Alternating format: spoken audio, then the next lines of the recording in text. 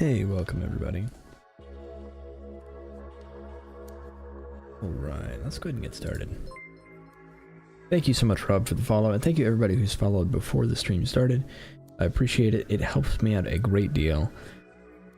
Yeah, let's go ahead and get started. So, for all those who are joining strictly for the giveaway, just letting you know right up front, giveaway is going to be in about an hour, so we're going to wait until about 8 o'clock, let people roll in, and then we'll be doing that giveaway. Once again, that giveaway has to be on Twitch. It's the only way I know how to do it. I'm sorry.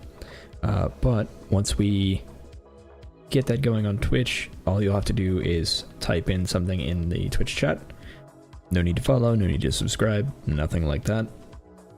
And then yeah, we'll do the drawing. And I'll reach out to you on Twitch and send you a message. Did it change? I'm trying to do multi-streaming again. It changed my...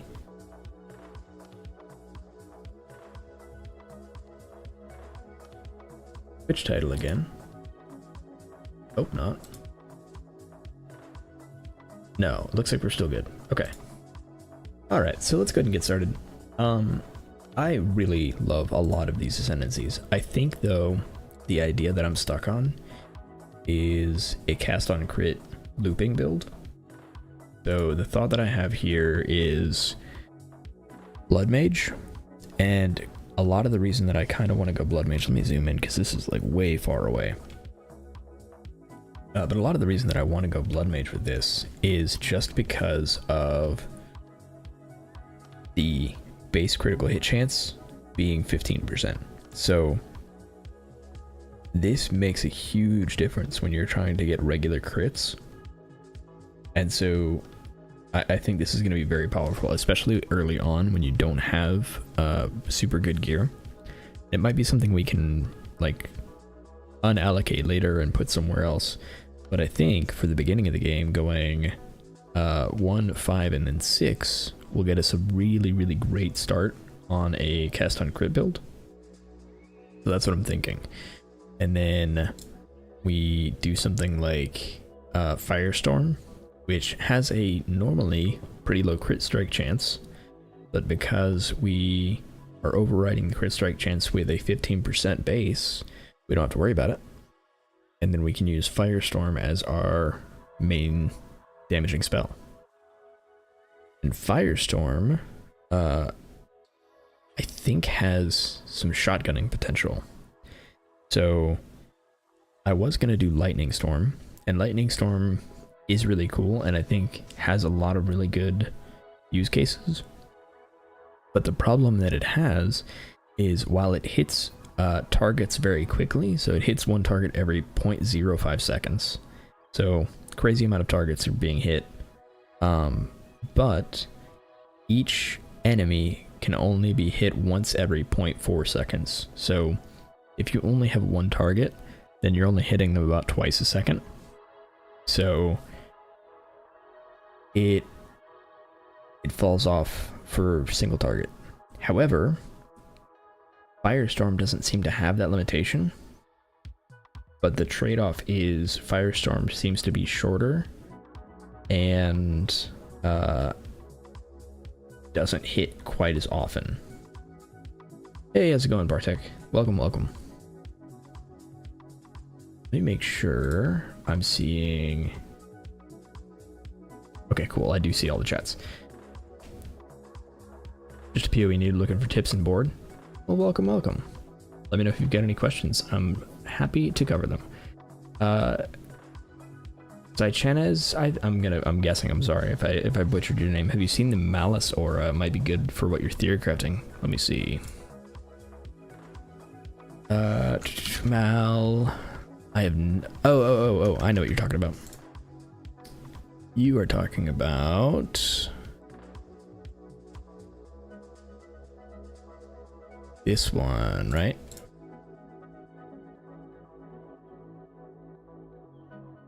Let's see. Malice is critical weakness duration. Let's see, emits an aura that continuously inflicts critical weakness on enemies in your presence. What does critical weakness do? Hits against enemies have base critical hit chance and can stack up to 20 times, that's honestly super great. Yeah, I think you're right. I think that does work really well. And it does 1 stack. How quickly does it stack? Base duration is 4 seconds, every 0.66 seconds. I think you would have to do... You'd have to do something with supporting this. But yeah, I think you're absolutely right. Yeah, duration base, let's see, 0.66 for 4 seconds.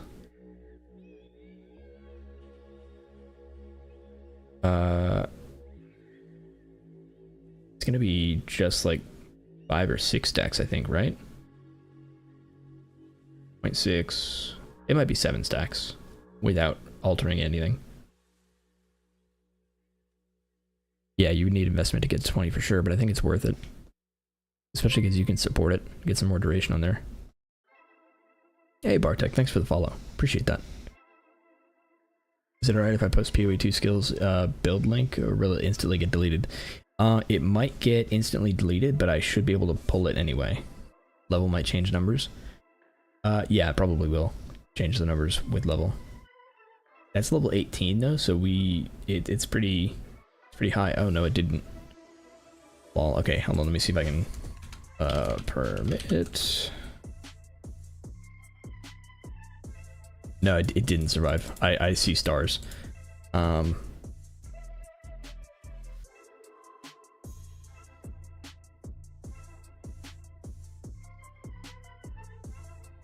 Let's see. Artec 70, 90. Okay, go for it. Try it again. Oh wait, no, I didn't. I misspelled your name. That's not gonna work.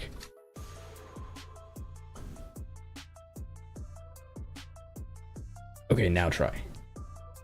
Typing is hard. 8.5 stacks with more duration. Unless the refresh stacks. I'm not entirely sure I would want to spend more duration on that, just because I would want more duration with this build. I think I would want more duration on the Firestorm. Dang, that still didn't work. Can I see it in Twitch? No.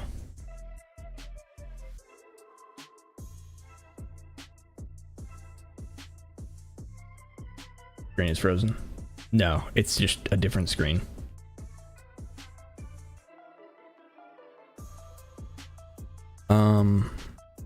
So yeah, I don't know that I would want to spend increased duration on there, because Firestorm has a base duration of 6 seconds, and so I would want to do increased limit, which is a less duration modifier. So I want more duration to counteract the less duration, because that's like it goes to 3 seconds. This brings it back up to like 4.8 or something like that.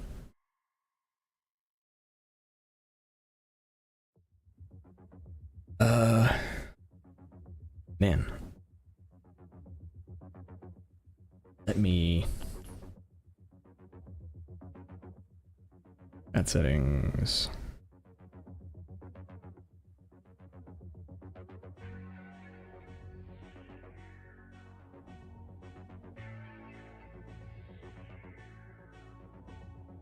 Trying to see if I can get the...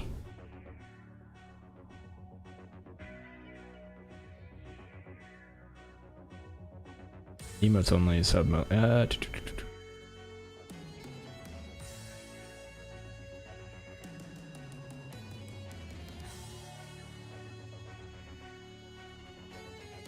Yeah, I'm gonna have to look. What were you cooking with? I guess since I can't get the link right now. Hey, welcome, Long Shalongi.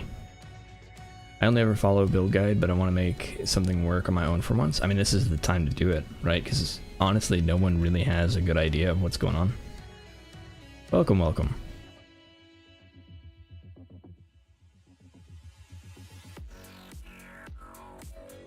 Basically walking tactical nuke. Alright, what skills you got?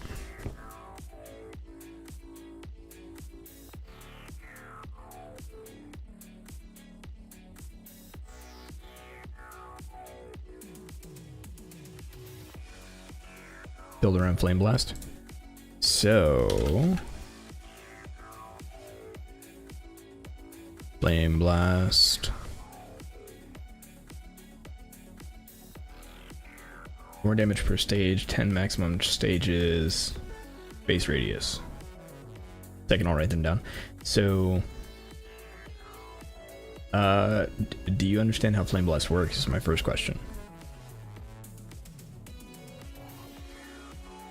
Is there any way to try the game out for free? Unfortunately, not right now. If you want to just wait until it's free, you can. So in 6 months to a year, whenever they do the full release, they're planning on doing it entirely for free. Also, welcome, Friction. So if you wanted to wait, it will be free at some point, but for the early access, you have to buy $30 worth of a supporter pack, which is $30 worth of microtransactions that also gets you access to the game. Let me grab... You probably don't have anything on you.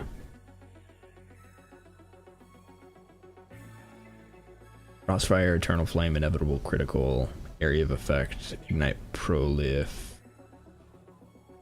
How are you? Let's see, Frostfire. Supported skills have more effect on frozen enemies. Supported skills cannot inflict freeze. So how are you gonna do freeze?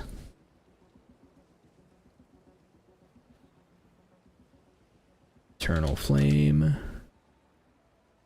100% increased ignite duration, less chance to ignite. When does this start today?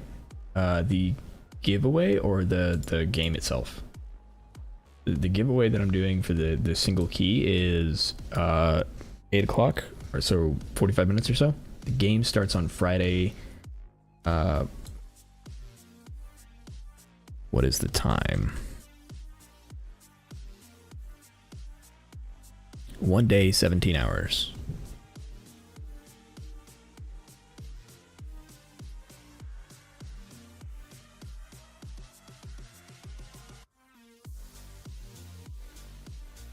Alright, cast while channeling, fire exposure, faster casting, ice nova, glaciation, hypothermia. Oh, okay, I see what you're working with now. Fire exposure, faster casting, ice nova. I don't know if...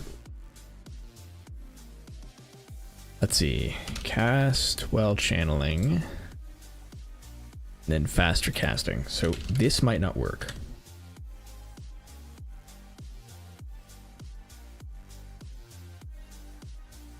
So, real quick, just like, and this is super minor, cast while channeling and faster casting might not work together because this is effectively, where is it at? 10 seconds maximum energy. The very last lines are 10 seconds maximum energy per 0.1 seconds of base cast time. Base cast time there, I think, is what's going to mess you up with the faster casting support. So essentially, faster casting increases your cast speed, but will not reduce the base cast time of the spell. So you would do Frost Nova. Let's see, Nova. Or Ice Nova. Wait, Ice Nova, right? Ice Nova expands from you.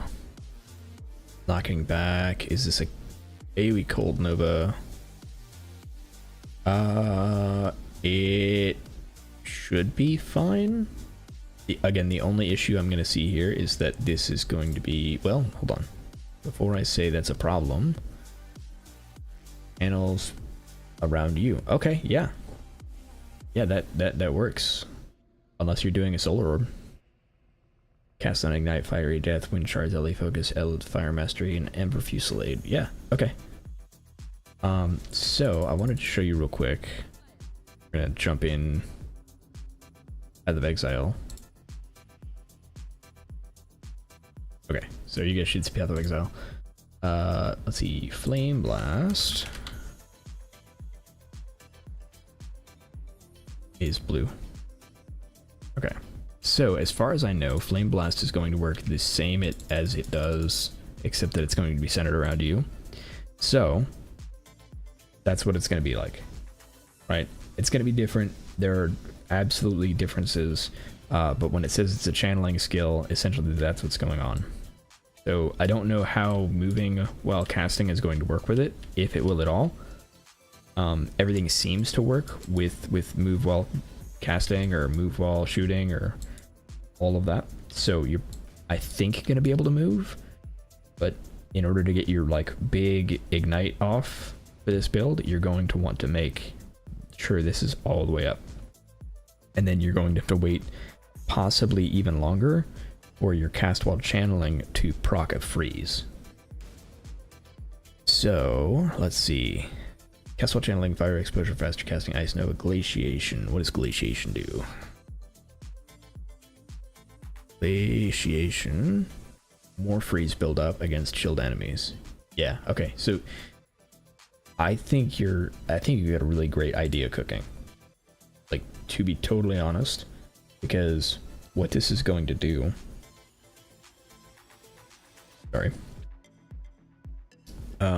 what this is going to do is while you're casting Flame Blast and getting ready for your big skill, hey, welcome Smokey,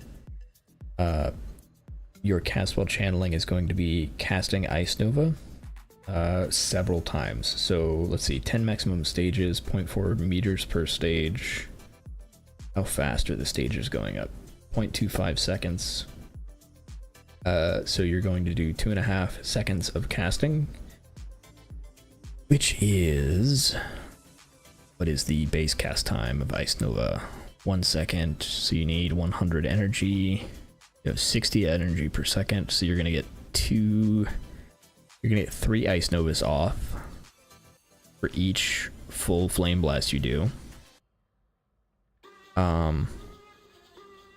Which is gonna be great. Also plan on using Demon Form to increase cast rate substantially. So if you do that, that's okay, but the faster your casting is here, the less Ice Novas you're gonna be pulling off, which again might be fine, especially for clearing. If you've got a very long ignite, you're not going to need to refresh it very often, and for like regular mobs you probably won't need your big ignite. Again, all speculation. I haven't played the game, so I really don't know what the regular mobs look like. Get more spirit with 25 HP reserve. It's a good way to approach it.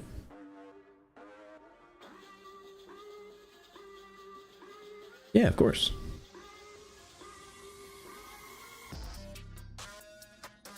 Let's see, what other ice things could you do?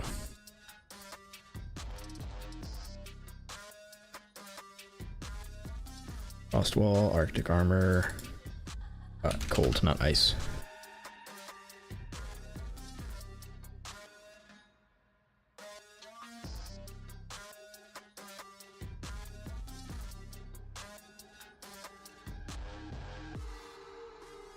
Okay, that requires a frozen enemy, so that one doesn't work. Frost bomb might work.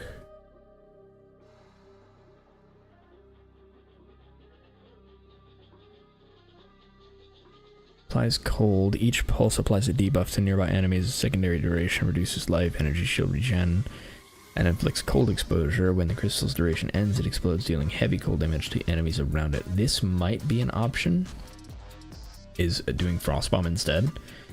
I don't know how the targeting is going to work on it with cast while channeling, but it might be worth a try, because while it doesn't have as much cold buildup, it might be additionally beneficial because it's going to take away their life regen, which makes your ignite more potent.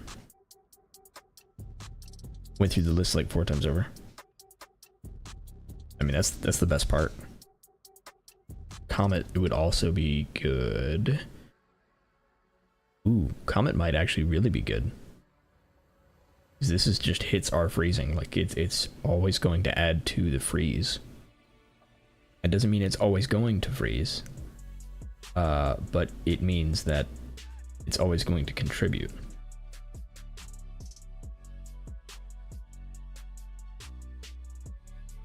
You're going crit as well, right? Inevitable critical. So that might be something worth looking into, as well as Eye of Winter, because Eye of Winter inflicts critical weakness.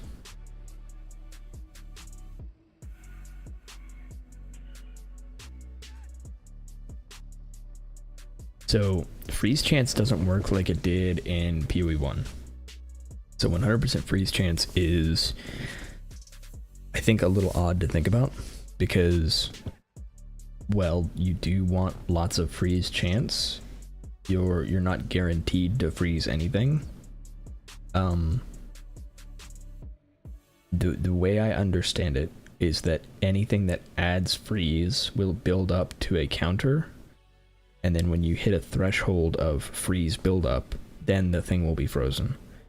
So the likelihood of one ability freezing an enemy isn't really high, but I don't, again, haven't played, don't know, but that's the way it seemed to me. It's like I didn't see very many things that, even if they did lots of damage, could inflict freeze or stun on their own.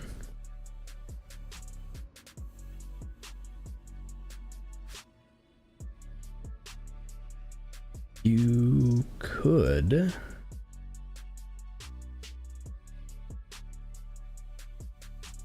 take off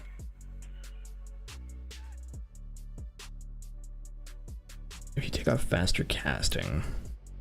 Not gonna do you a ton of good, I don't think.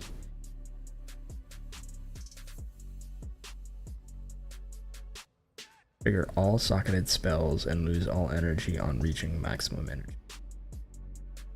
60, 1 second, 0.8 seconds.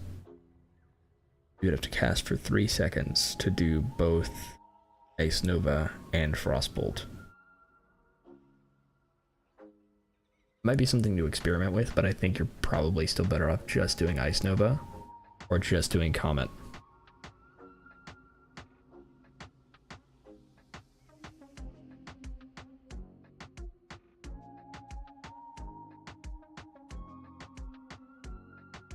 Okay. It's an awesome idea though. I think you're cooking with that one.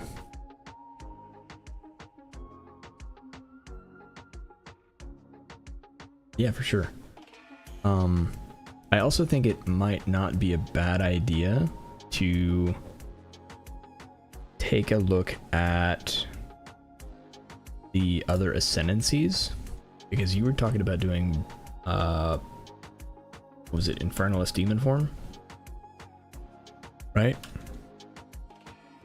You were gonna get Spirit from here, and then do Demon Form, which is boost power of spells and deals damage to you. And then you wanted to do crit. So something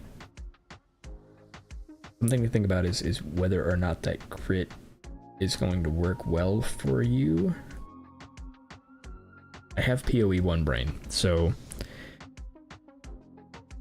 I don't know how Ignite is going to work with crit, is basically where I'm coming from.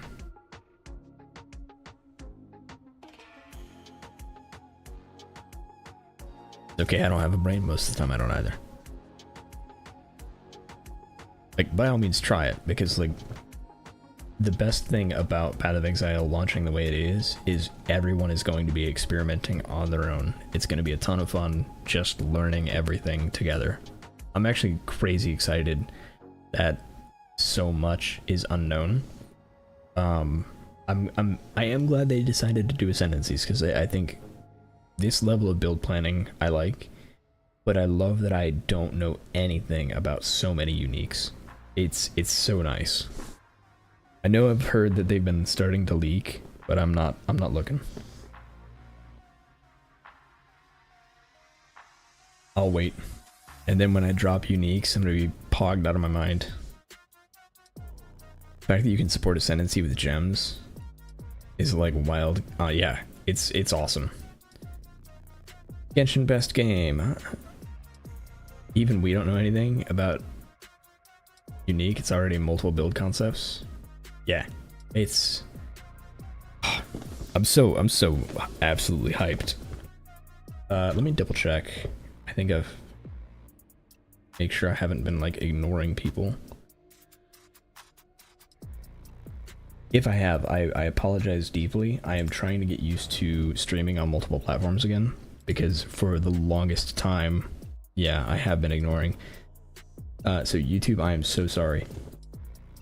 I've got a weird setup right now. I need to fix it, but effectively I have to, like, I can't use OBS for my chat anymore. Freezes a build up, so probably multiple hits before you get freeze, yeah. Oh, I am so sorry, Sidechess, because you brought up Meteor like immediately. Holy cow. So Sidechess on YouTube also brings up a really good point, Bartek, is that getting stunned is going to have a pretty big impact on you because it's going to stop your channeling. So that's something to keep in mind, especially because there seems to be a little less stun avoidance as far as I know.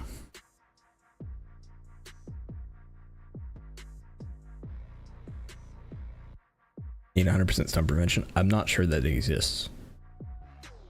Yeah, it's gonna be worth looking into, but it might just be like you need to increase your stun thresholds to give yourself a better chance at not being stunned.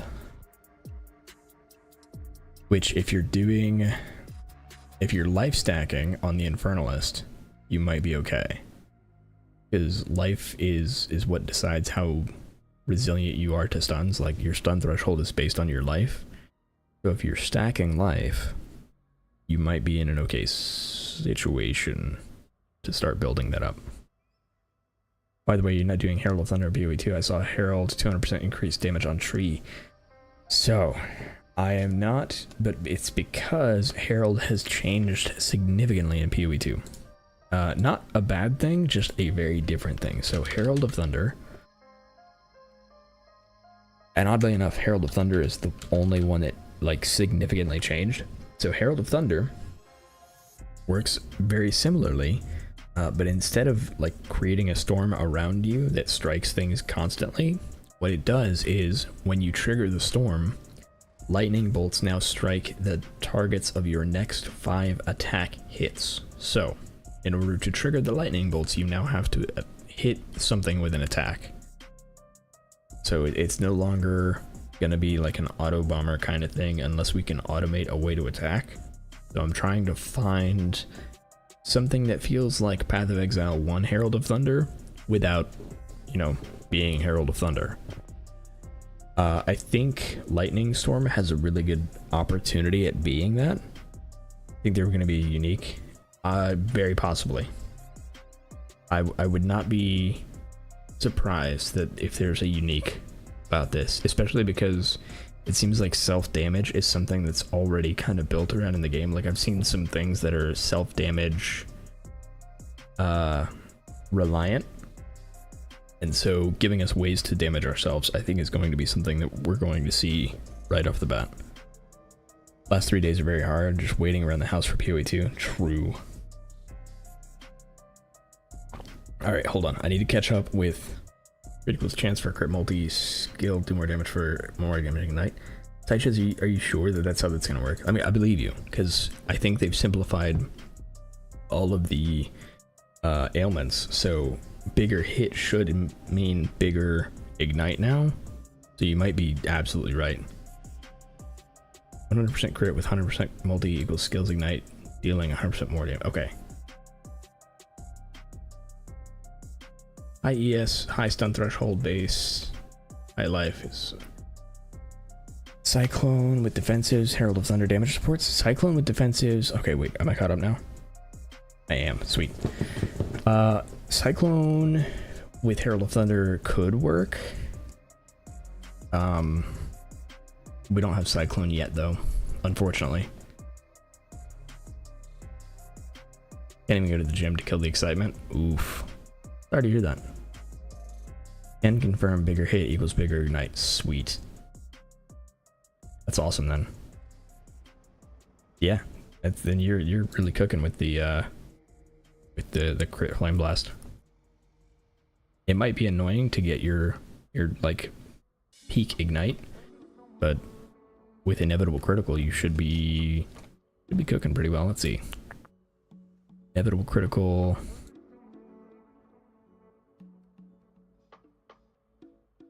40% increased critical strike chance each second up to 200 seconds. Oh no. No, because this is just a passive gain. Oh wow, that's really good. So as long as you go 5 seconds, every 5 seconds you're going to have a 200% increased critical strike chance. That's been nerfed? Oh, okay. Is it still a passive gain though? Because if it's still a passive gain, that's incredible for channeling skills. Well, okay, it's incredible for Flame Blast. 20% up to 100% now. That's still pretty good.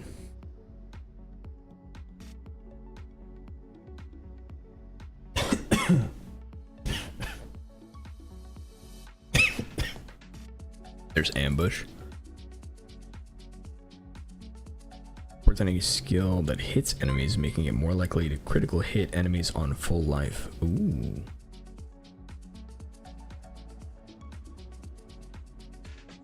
I don't know that it works for... No, it doesn't work for this build. Not for the Flame Blast one, just because what's going to happen is he's going to be channeling Flame Blast, and they're going to be hit by Ice Nova. And so that's going to chip them. Like, it's just going to deal an amount of damage. So it's going to mess up Ambush. That is a really cool support, though. I'm so sad that Ambush was never something like you could really use in POE1. You can put it on Ice Nova? Yes, you can. Yeah, Ice Nova, or Ambush on Ice Nova could be really good. Or Comet, whichever one you end up picking. That could be a lot of fun. Hey, Brightmate, thanks for the sub.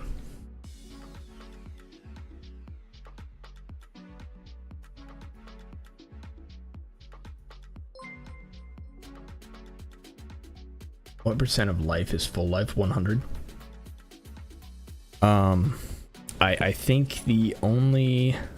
So they've changed the way low life and full life work in Path of Exile 1 to accommodate things like reservations. So some of that has been changed back, and they've talked about that in an interview, is that low life is now back to 35% in POE2.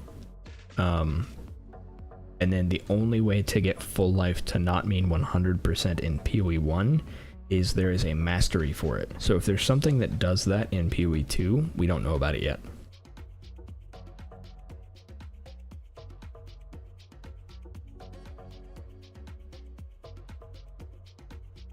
Full life is 35% low, yep.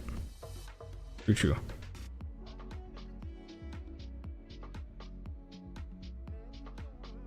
Hey, Brightman, welcome. So yeah. Okay, so the idea that I have at the moment is we're gonna go... I'm still stuck between Blood Mage and Stormweaver, but I'm leaning toward Blood Mage. And so what we're gonna do is... let's see, do I have an empty build? Yeah, okay, so what we're gonna do is cast on crit. Cast on it. And then Firestorm.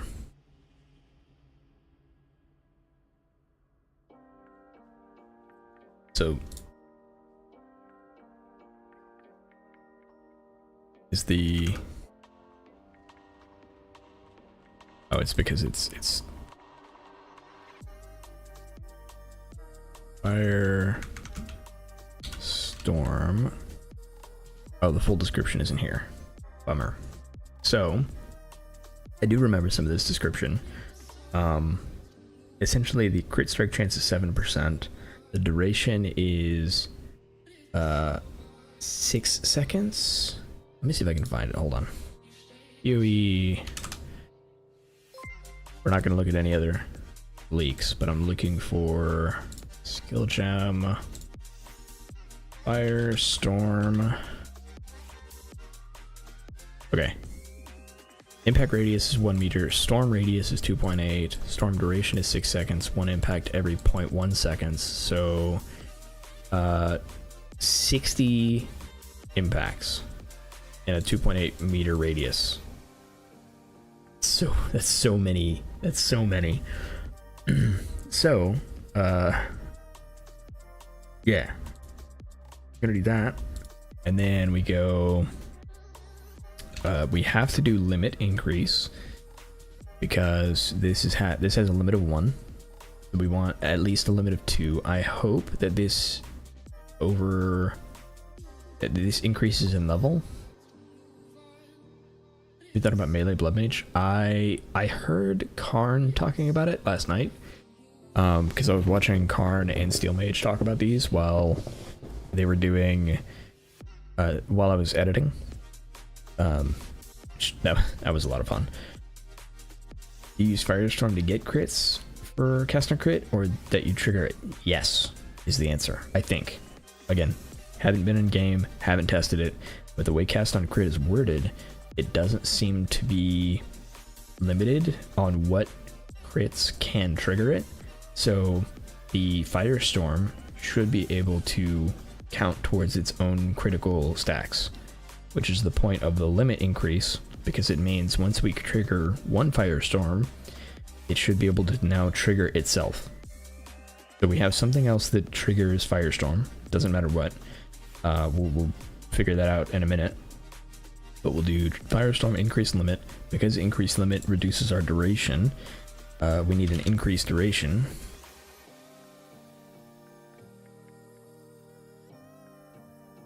It would be a lot easier if I just hit duration. Or duration. Which should be 20% less skill effect duration now. Which means this goes from 6 seconds to what, 5 something. I don't think triggered skills can cause triggers, so I would. Oh, you're critting the triggers. Yeah. So I would agree with you, but I don't think, because it's a buff, I don't think it matters. Like I think because this is a buff on you, it only matters that you are causing the criticals. Also, while it's expensive spirit, I stole this tech from someone. Blasphemy, tempt chains, encumbrance, enfeeble, heightened curse. Ooh. Encumbrance, enfeeble. What does encumbrance do?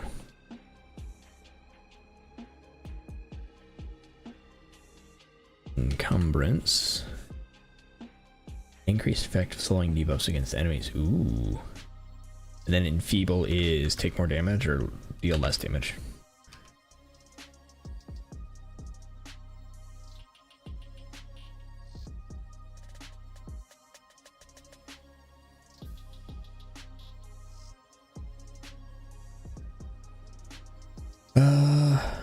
Deal less damage. Okay, yeah, so tempt chains to slow them down, enfeeble to make them deal less damage, and heightened curse to increase the effect, and encumbrance to increase the effect. Nice. Yeah, encumbrance, tempt chains. So this is the, here, let me just, because I forget that you can't see it. Blasphemy, tempt chains, encumbrance,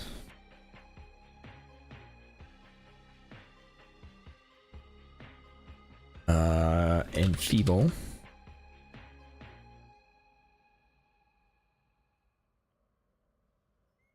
heightened curse,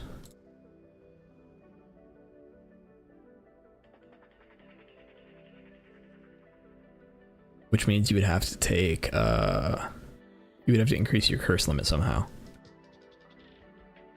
Encumbrance would increase reservation, yes, but blasphemy's reservation isn't horrendous. So I think spirit is going to be something that I'm going to build around a lot, so it's going to be something that I'm looking to invest in anyway. But Blasphemy has a 30 spirit cost per socketed curse, so it's 60 base with Enfeeble and Temp Chains.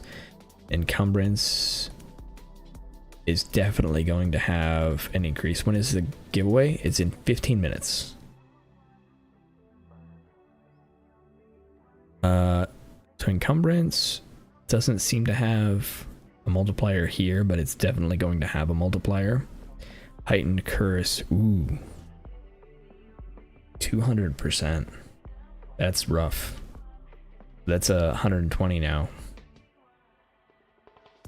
It is more effect though. That is significant. Yeah, Encumbrance would increase the reservation, and so would Heightened Curse. So this is going to be like 150 to 200%, or a 200 spirit reservation. Yeah, stacking spirit seems like it's going to be awesome. I can't wait. How come you were thinking Blood Mage instead of Invoker for cast on crit? Invoker has Ellie Pen on crit, more energy, and best defensive node in the game. So, the reason for that is Invoker has so it's got this. We don't know how good physical damage reduction is. It is probably very good. I don't know how good Meditate is, because that means I have to channel the recharge. So maybe. We've got Spirit Stacking, which is awesome. And then we've got the more energy. But let's see. What do we have to do? So 8 is the critical pen. 7 is more energy. 1 and 2 for defenses. Honestly, you know, you might be onto something.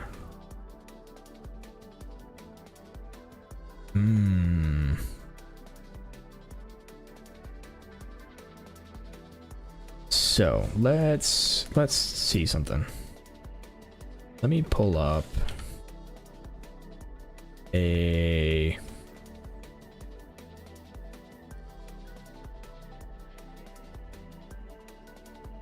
I'm seeing if I can find a quick chest piece in POE1. I've got several characters. Oh, you know what? Here, I've got...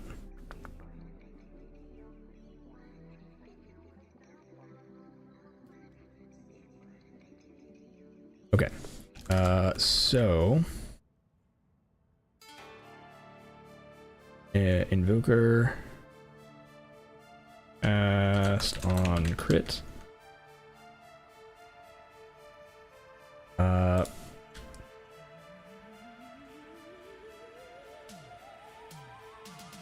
Asian ES chest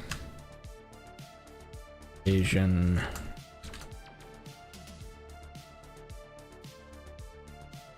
2,800 ES is what is this one? Oh no, that's an armor. Okay, that doesn't help me.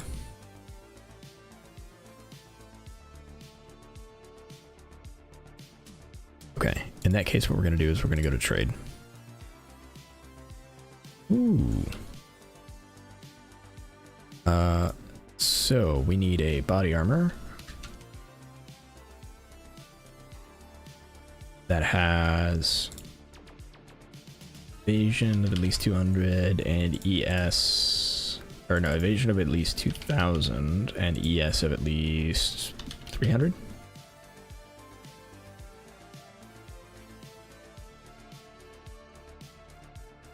Okay, so best of the best. We're looking at probably let's go 3,500 as an estimate. So 3,500 out of 5,000. And then we go back here. And then 1 spirit for every 6 energy shield on equip. So we've got 80 or so. And then 1 per 15, which is 200. That's a lot of spirit. And that's base spirit. And we should be able to get increases. That might be the way to go. That might be the way to go. I go hybrid over pure evasion. Usually, and I might be wrong, man. Zooming in is rough. Usually, going hybrid is better. So we're looking at 270 for a 3,500 ES. If we go for a strictly ES base, so we take off the energy shield requirement.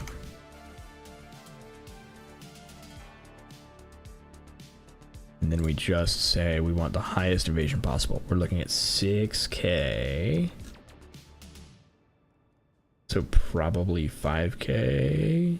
Yeah, 5,400. You know what? Cannot gain spirit on equipment does also mean increased spirit. Ooh. I forgot about that part. It would definitely mean that I can't use scepters, which this is not worth it.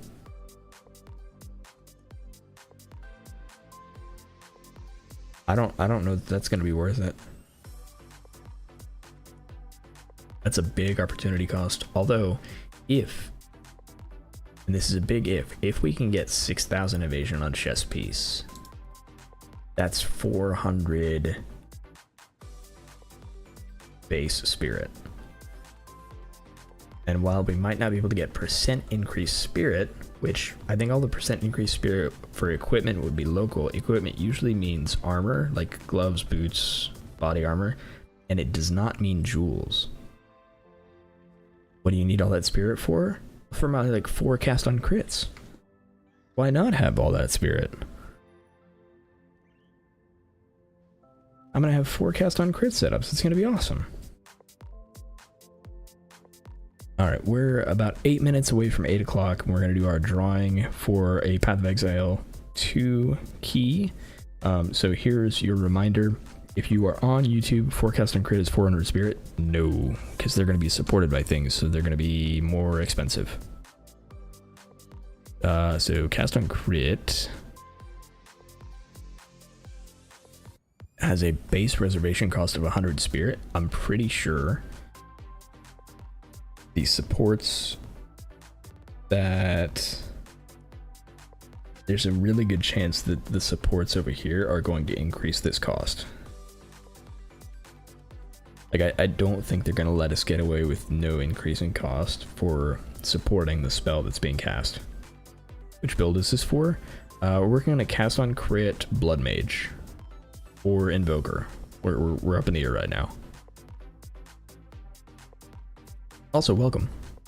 Okay, so back to the reminder real quick. Everyone on YouTube, if you want to be involved in the drawing for a Path of Exile 2 key, you will need to come over to Twitch chat just so you can enter. So the way this is going to work is I'm going to post a little message. It's going to say, hey, type in exclamation point something or other, and that'll enter you in to get the key, and then we'll do that drawing there. So just here's your 5-minute warning. If you're on YouTube and you want to join in, you've got to get over to Twitch.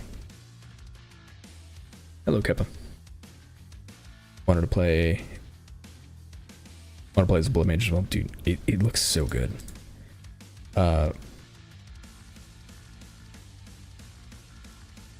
This has a lot of potential. And so does this. This is tempting. This is definitely tempting.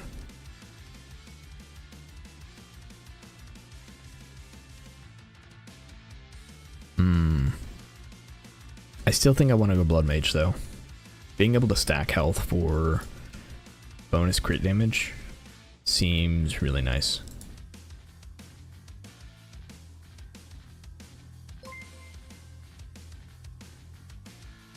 Because I would go Gore Spike, Sunder Flash, which means we're going to get the critical damage bonus per life, per 40 life. If we can get 4,000 life, we'll get 100% increased damage.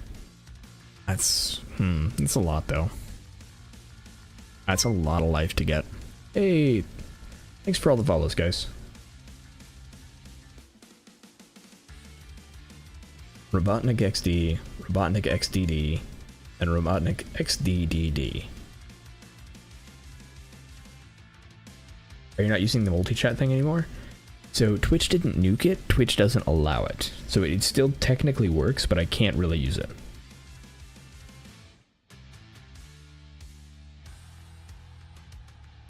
So I gotta ask the question, Robotnik. Are you using 3 accounts to increase your odds? That seems suspect, man. That seems a little suspect. Gotta be real with you.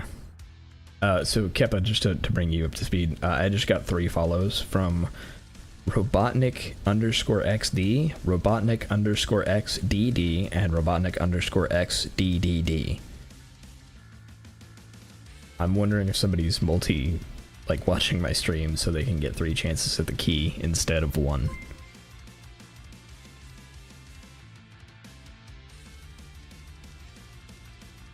Hey, welcome, Rep. Thanks for the follow. How do you join? Okay, so all it's going to be is once I post a message, it's going to tell you, welcome. Odds raiser concern. Yeah, I don't. I'm hoping that's not the case. Another streamer telling chat he had to ban 40 accounts because someone had one name with numbers 1 through 40. Yeah, I gotta be honest for Robotnik. That's suspect, man. That also seems like a lot of effort.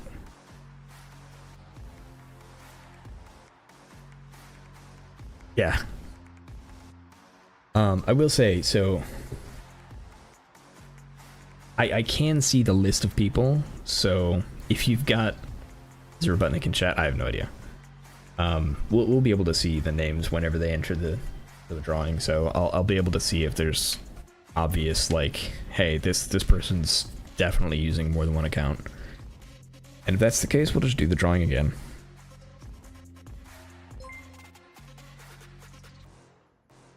Not in this one. No, he was in this one. He didn't say anything in chat. He just paused for a sec. Yeah. You gotta appreciate the effort. I mean, it was creative. I didn't think about it. All right, let me pull up that giveaway.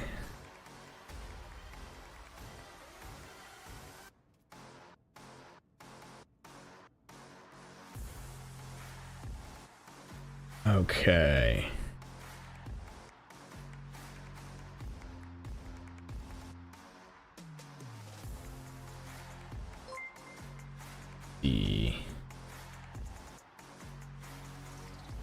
Everyone gets single chance.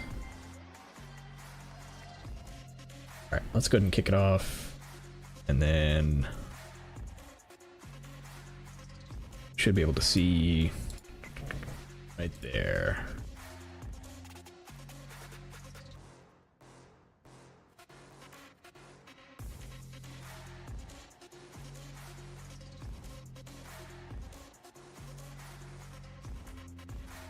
Why no redemption to harass the wife or cat? Because, you know, I have to live with them, and I don't want them to murder me. Okay, sweet. So it is coming through. All right, it should be. Yeah, so it's showing you guys names. Sweet.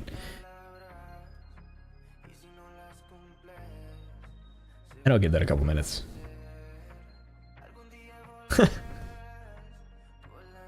And then one more thing is, make sure that on Twitch you have the ability to receive messages. So, because I need to be able to message you in order to give you the key.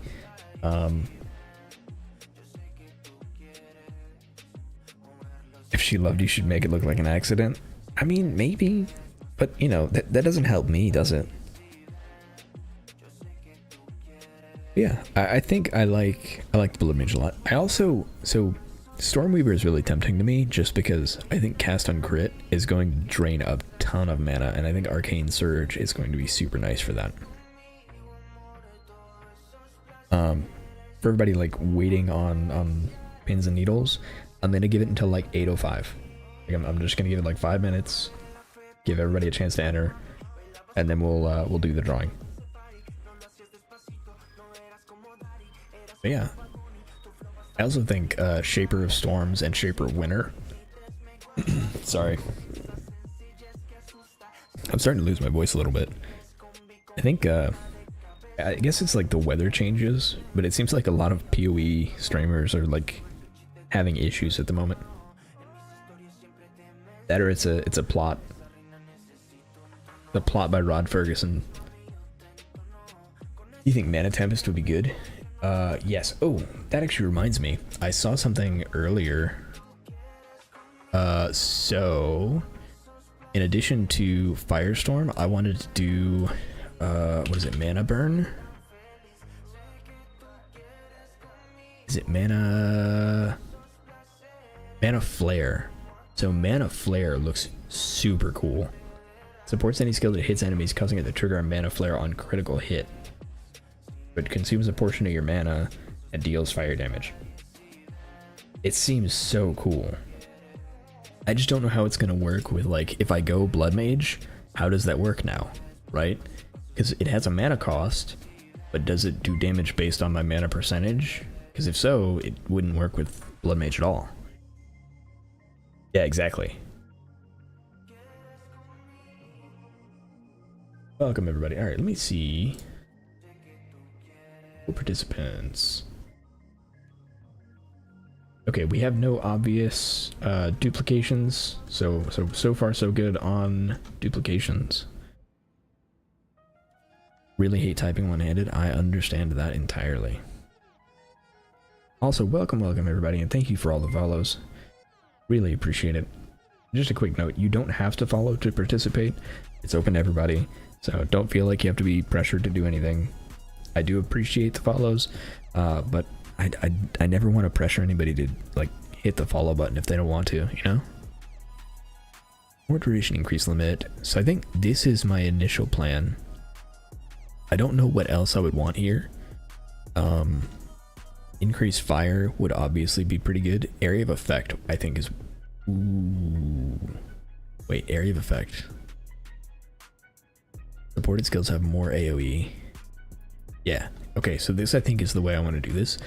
The problem here is I'm going to be relying really hard on damage from outside of my links, because I'm not getting a ton of damage from my supports.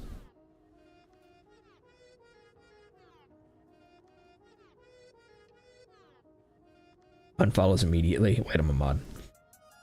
Can mods unfollow? I mean, I don't know. Mana Flare does not get increased lightning per int, but does get increased spell per mana.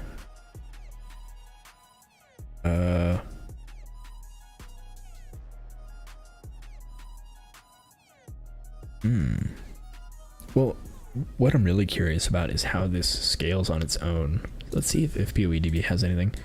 Alright, real quick update, 2 minutes left, 1 minute left on the drawing, and then we'll pick the winner, and I will try and contact you on Twitch. Okay, so mana... Oh wait, it's a support gem. Mana... I've forgotten the name of it like 4 times. Flare. Does this have any of the details? No, it doesn't. Honestly, that's somehow this is more exciting to me, is that Mana Flare doesn't have more details. Consumes your mana to deal fire damage. Seems to me like it's going to be based on your mana. So if it works that way, I kind of want to do mana stacking, which would bring me back to building around Stormweaver, because I think mana stacking on Stormweaver is going to be crazy good.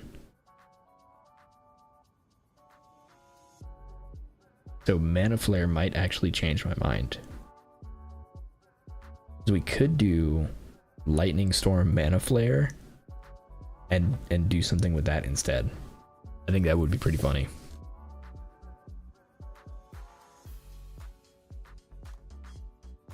Oh, I've fallen so far behind on chat. Oh no.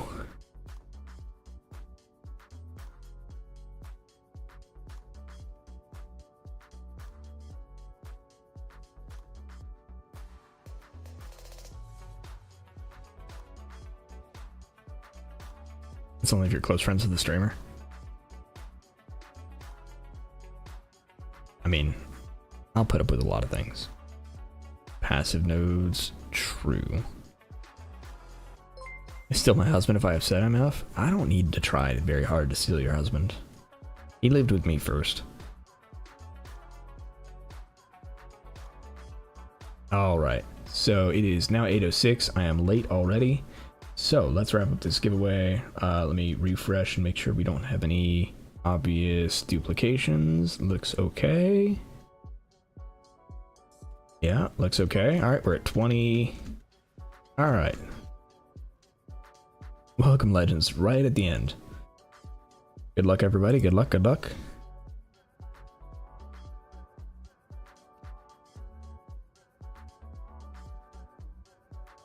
All right, congratulations, 19 cent. And let me try.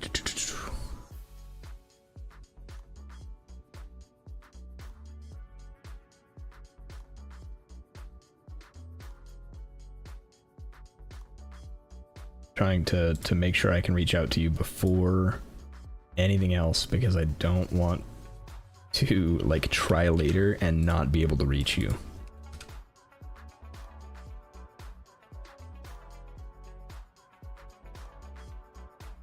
$19, you have blocked whispers from strangers. Oh no, I have blocked whispers from strangers.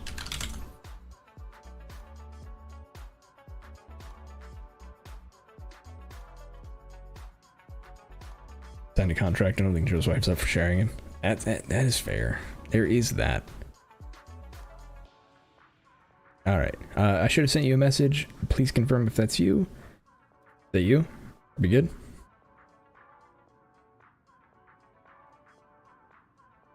Just want to make sure before I like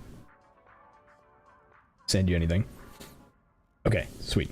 So I will keep this chat open and I will send you the key after the stream. I'm super paranoid, so I don't want to open up the I don't want to open it up on stream and accidentally leak it. So once stream ends, I will send it to you on chat, and that way you can get that. Sound good?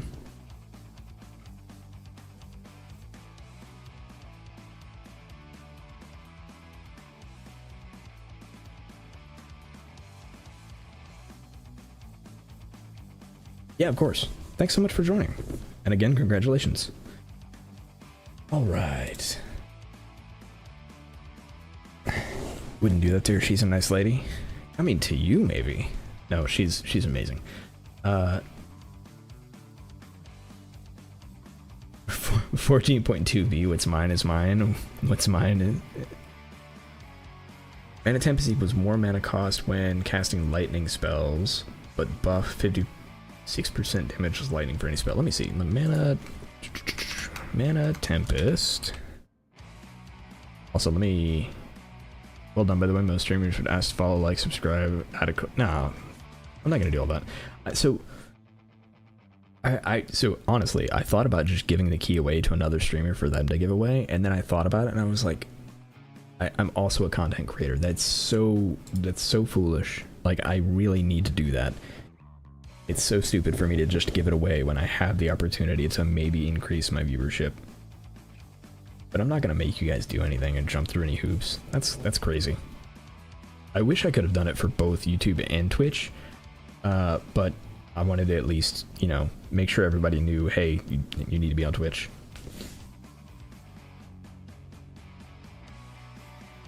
Only requirement is at least follow for a short period of time, because I hate bots.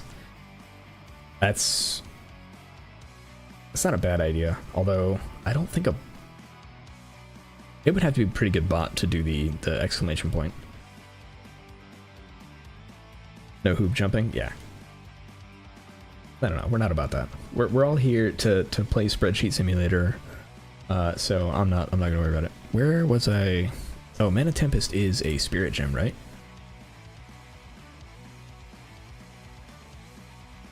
Oh, where's Mana Tempest? Gem skill spell. Oh, that's right. It puts it on the ground.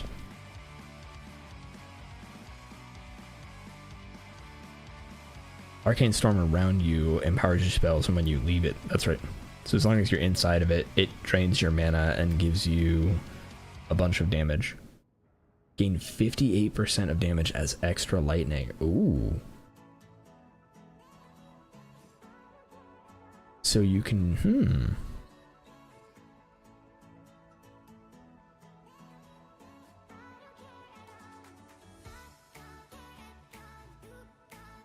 Hey Invoked, welcome.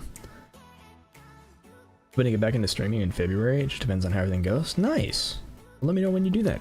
I will for sure be there. Wait, the cost increases only when you cast lightning? Reading. Beams from lightning spells that cost mana also chain. Projectile lightning spells that cost mana to fork. 30% of mana spent on lightning spells in the storm is added to the skill's mana cost per second. Buff causes spells to gain damage as extra lightning damage. So it's just a 1% base cost per second, and as long as you're not casting lightning spells, it doesn't matter. Am I reading that right?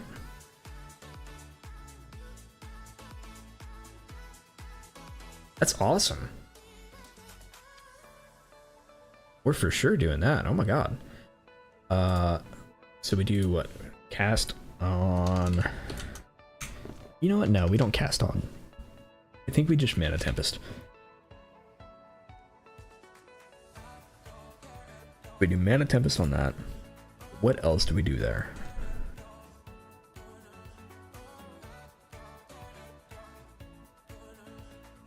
I don't even know what would work with it.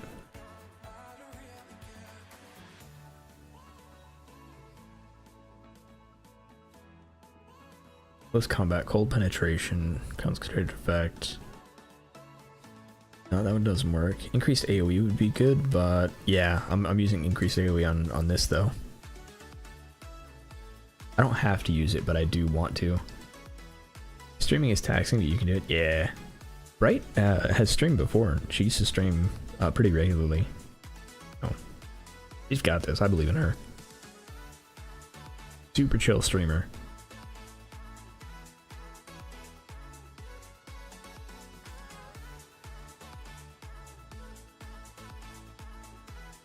Fighting cold. I wonder if you could do like exposure on it.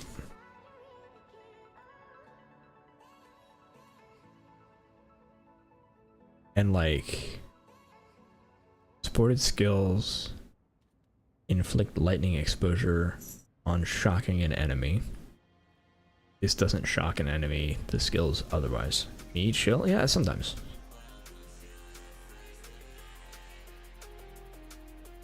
Hope rumors of blasphemy getting nerfed are false. I would not be shocked if they are not false. But I think it might be fine. Like, I think blasphemy still has a lot of potential, even if it's nerfed. Like, a build that I actually do want to try is going to be blasphemy. Let's see, blasphemy, despair. and Hex. So this is another build that I absolutely want to give a go. Is Blasphemy, Despair, Decaying Hex. So Decaying Hex does a percentage of your intelligence as chaos damage per second. And it supports, wait, did they change this? Supports curse skills. No, okay, so yeah, it's still curse skills. So whatever gets cursed with this curse will get a damage over time for 8 seconds that deals 10% of intelligence. So you scale your intelligence like super hard with Blasphemy support. So I was thinking about this as like maybe an alternative to RF or something. We should do Sea of Thieves together. Ooh, very possible. Have you seen me play literally anything? I have. It was the duck game. Remember the duck game?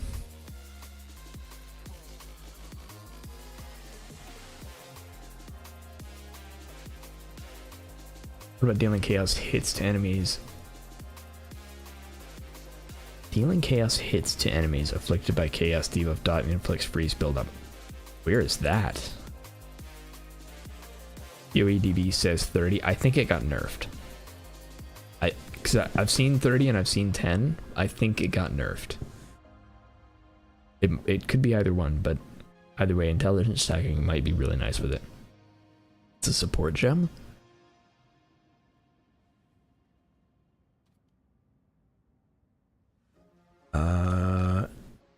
Chaotic freeze. Enemies taking chaos damage over time from supported skills receive freeze buildup when hit by chaos. Oh.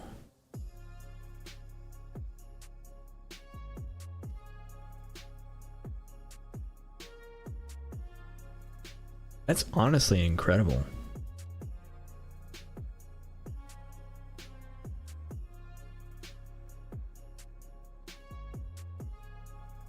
Because you could do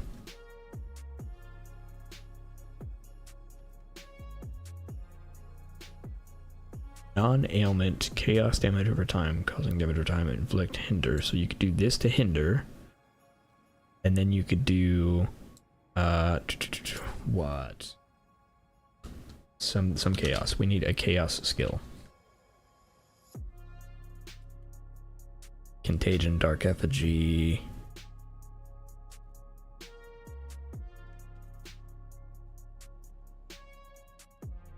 Hand of Chiula. Maybe? Despair, Essence Drain, Profane Ritual, Poison Burst Arrow, Herald of Plague, Withering Presence.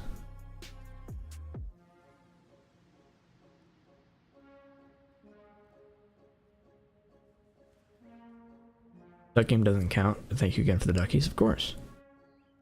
I wonder if the Decaying Hex can stack. I doubt it. Oh, you know what? That's actually a really good point. Still doubt it. The only reason I say I doubt it is because it says supported skills inflict decay, which means that decay is a specific ailment or a specific status effect. And I think by default, all status effects in POE1 are limited to 1 stack, like including very possibly poison. I'll have to DM you sometime with an idea for streaming in February, because I want it to be a month-long or week-long event. Huge list of ideas, but streaming, yeah, sure. I'm down. Perpets are just so draining. Dogger has seizures, so I have to constantly be vigilant. If you can the best life we can, yeah. So me and my wife have a dog and a cat, and they don't get along at all. But we love them to death. They're so awesome. Poison is max 1, but you can get up to 6 from what I know. Got it. I was actually wondering what the max would be. Okay. Oh, good. Okay, so you mentioned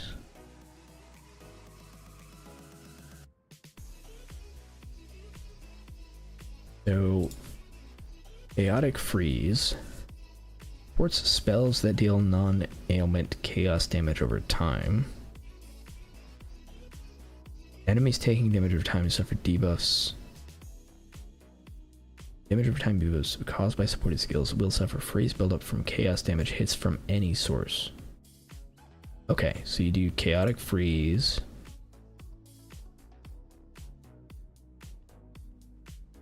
On the blasphemy support. So you've got hinder, chaotic freeze. So you're doing a bunch of, well, okay, arguably maybe a bunch of damage, but doesn't matter because you're going to do minions. So we need a chaos minion. It doesn't actually matter what it is. It just needs to do chaos damage.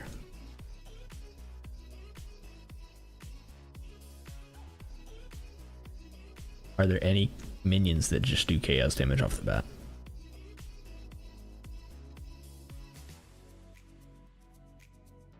Our offering, raise zombies. Probably physical.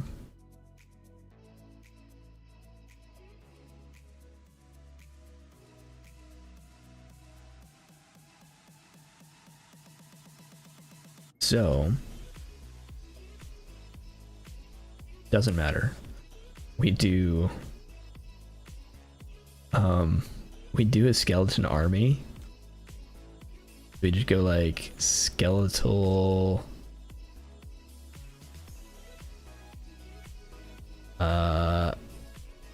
maybe skeletal sniper, right? Raise zombie brute reaver sniper. So we get sniper and then we just do chaos damage.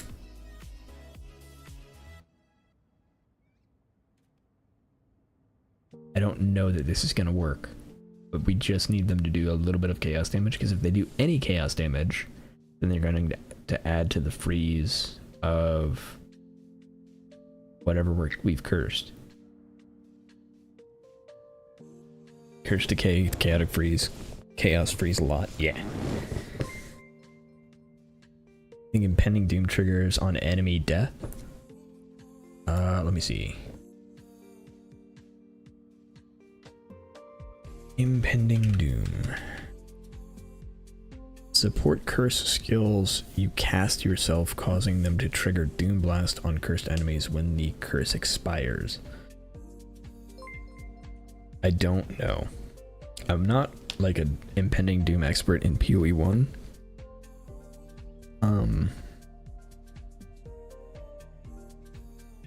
So I can't remember if something dying counts as the curse expiring. I know using another curse on them will force the first curse to expire. Like if you've got a curse limit of 1 and you use 2 different curses, the second curse will make the first curse go away. That will trigger it, but I don't know if death makes the curse expire or not. So I don't know. I think we're just gonna have to test that one.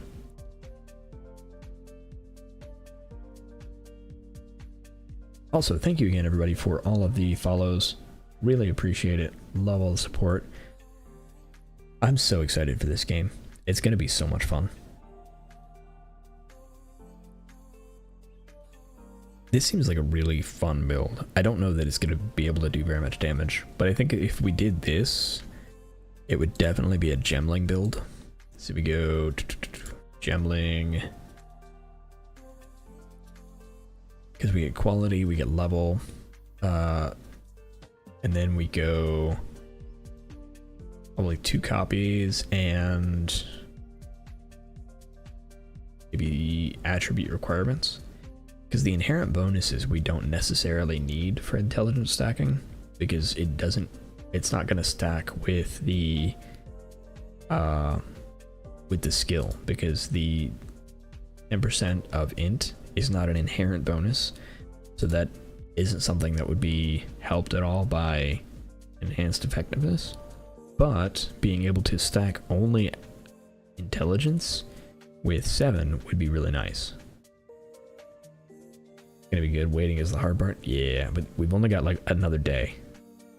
It's gonna be so nice. And for any of you who need a place to hang out during that time, I know we all have our favorite streamers, but if you need a place to hang out, or if your favorite streamer has to do the sleep, then I will be streaming. I might be on, who knows, but I'll be streaming the first 5 days of the league. Come hang out. And yeah, we'll be testing stuff. So I'll probably be behind the pack when it comes to like getting through the campaign, because I'm going to be stopping and testing things like these skills, because I need to know, does this work and can it be made into a build? It's what I play the game for.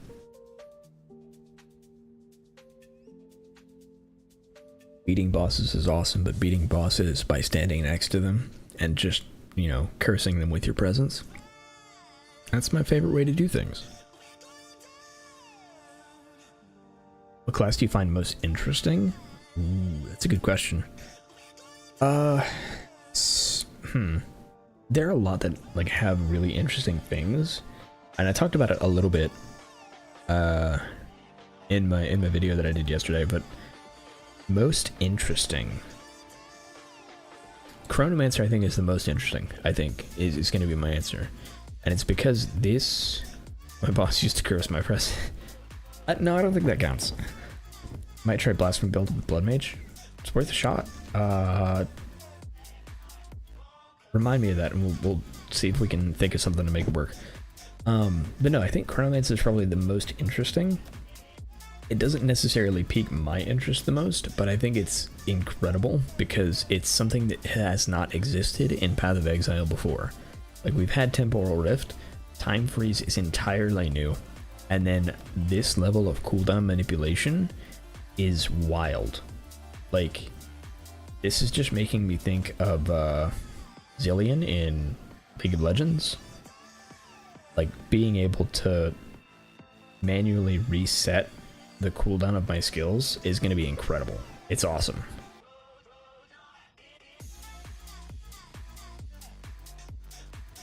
Now, I might not play this because while I think it's super interesting and like an incredibly novel concept, I think it's going to be a mechanically intensive build. I miss my cow VTuber.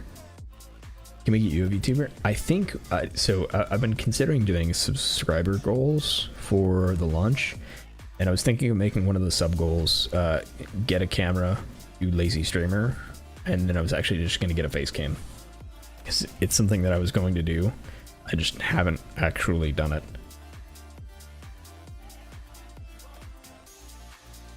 But yeah, so I think Chronomancer is the one that I find the most interesting of all of them. I think they all have super interesting things in them. Like Warbringer, the block nodes are crazy. Like, just passive block all the time. Amazing. No, I think that's not going to be true invoked. I think Chrono is going to be mechanically intensive, and you're going to have to solve problems because it's going to be entirely based on high cooldown skills that you're using a bunch anyway. I like VTuber because I don't want to use my face cam. Fair. But yeah, I think it's got a lot less obvious damage for sure, but I think it's got so much. It's got a lot of hidden potential. I think if you do 5 and 1 and 2, so you got 1, let's see, 1, 2, and 5. You've got like a huge damage window. So every 12 seconds for 4 seconds, you have 50% more cast speed, which is insane.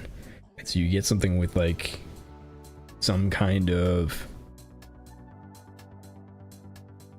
cooldown. Oh, you know what? I wonder if there is, let's see, cooldown.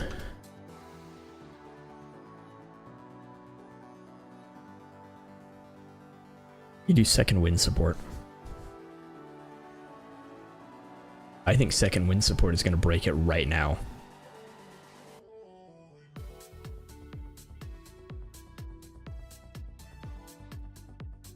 You do second wind, you have 2 cooldown uses, and you do hourglass. You do second wind, hourglass, and then you do something like, yeah, spell echo, exactly. So spell echo, and then you just like hammer.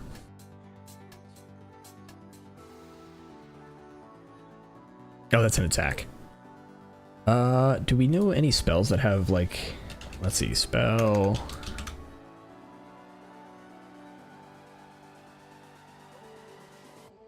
Castle channeling, cast.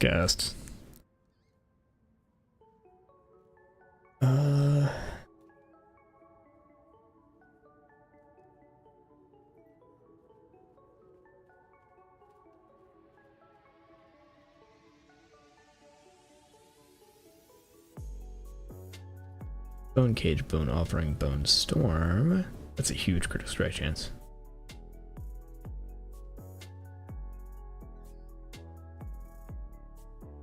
I'm looking for something else with a cooldown time, because I know the cooldown is rare, but the things that it's used on are like crazy powerful. Like there's a reason that only things have cooldowns in the game. And so Frost Bomb.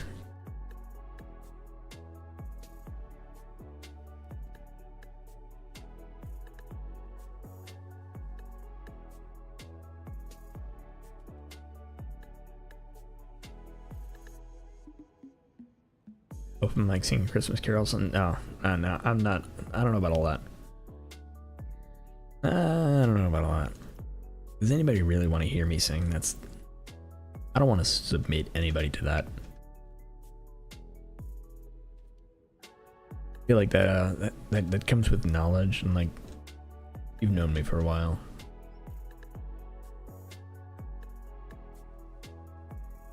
Orb of Storm. So far, Frost Bomb looks like the best option.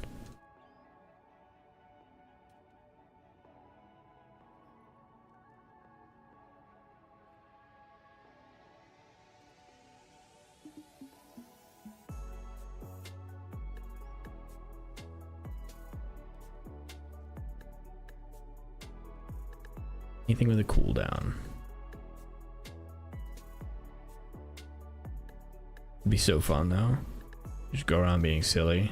All you guys do is fish. No, your husband fishes.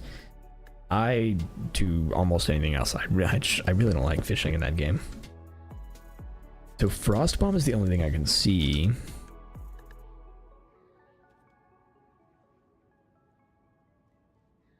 Which, honestly, like, there's no way that Frost Bomb is the only spell with a cooldown.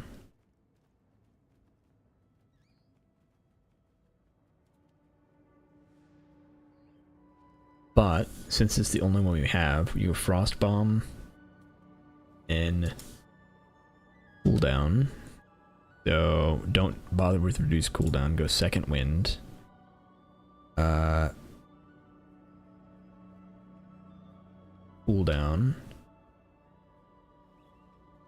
Hourglass. For huge increase in damage because we don't care what the duration on the cooldown is. Big spells nuked, sadly. I'm gonna be shocked if there aren't any. Like, if there's not something that's analogous to Hammer of the Gods, I will be very, very surprised. Because Hammer of the Gods is a huge slam attack, and it's awesome, and it's got a 24-second cooldown. I cannot believe for 1 second that GGG cooked this up and did not cook up a similarly powerful spell that has a similar cooldown. You managed to cook something up? I think so. I think what we do for... If we do Chronomancer, which I'm not going to do, but I'm just saying Chronomancer has the opportunity to do some like crazy cooldown manipulation stuff. So 33% chance to not consume a cooldown when used means 1 out of 3 won't use the cooldown. Time Snap, I don't know if it's going to restore all instances of cooldowns. So if we use both cooldowns of a second wind supported skill, Will Time Snap give me both back? Who knows? But we go Frost Bomb, Second Wind, Hourglass, Spell Echo,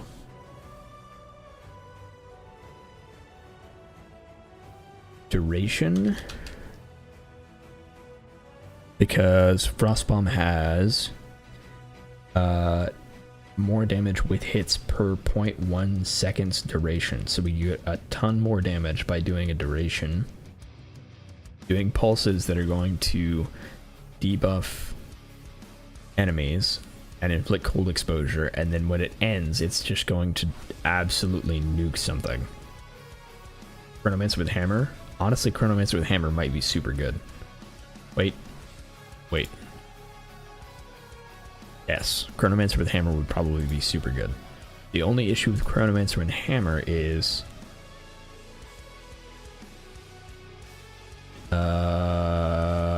nothing, because you can still use Hourglass. So Second Wind still works with Hammer of the Gods, and so does Hourglass. So you could just do this. You could just drop 3 hammers. POE is not free. It is not yet. So it will be. POE2 will be free when they do the full release, but in order to get into early access, you will need to do as soon as I think of it, you need to buy a supporter pack or get a key in some way. Which there are tons of streamers doing key giveaways. I only had one, unfortunately. But if you keep an eye out, especially on Twitch, there are lots of them giving away.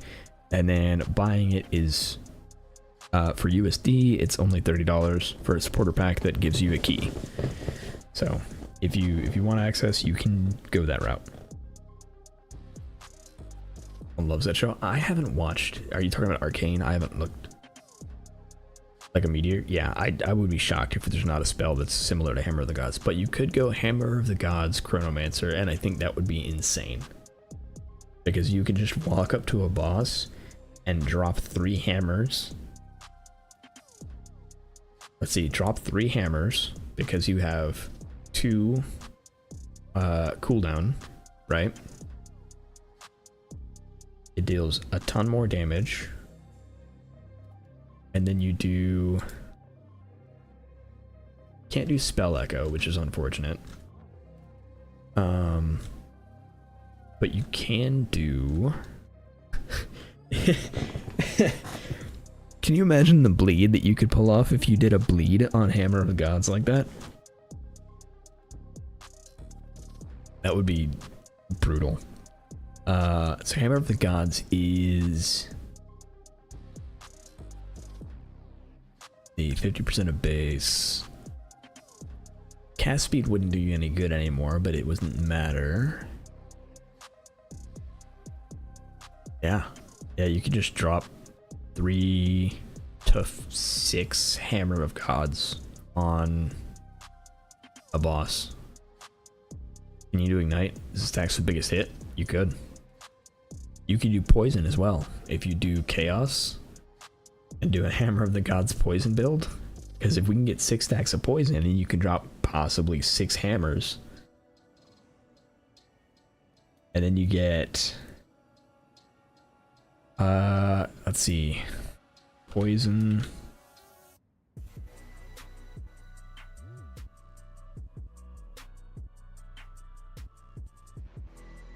Poison.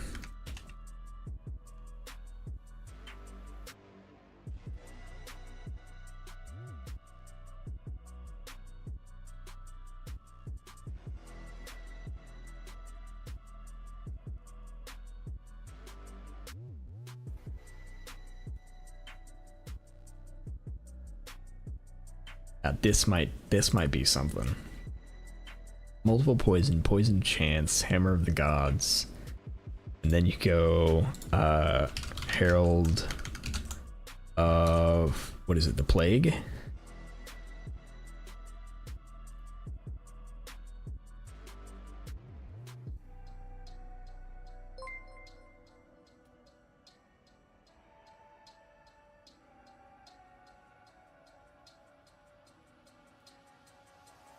This might actually be something.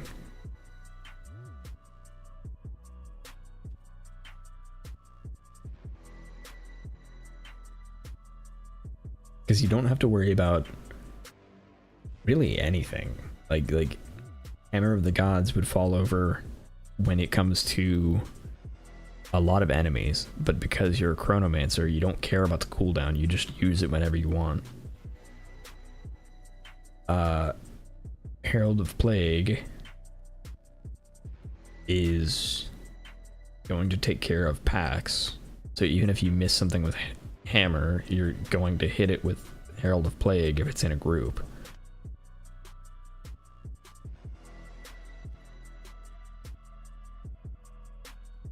I need to know what the cooldown time of Time Snap is.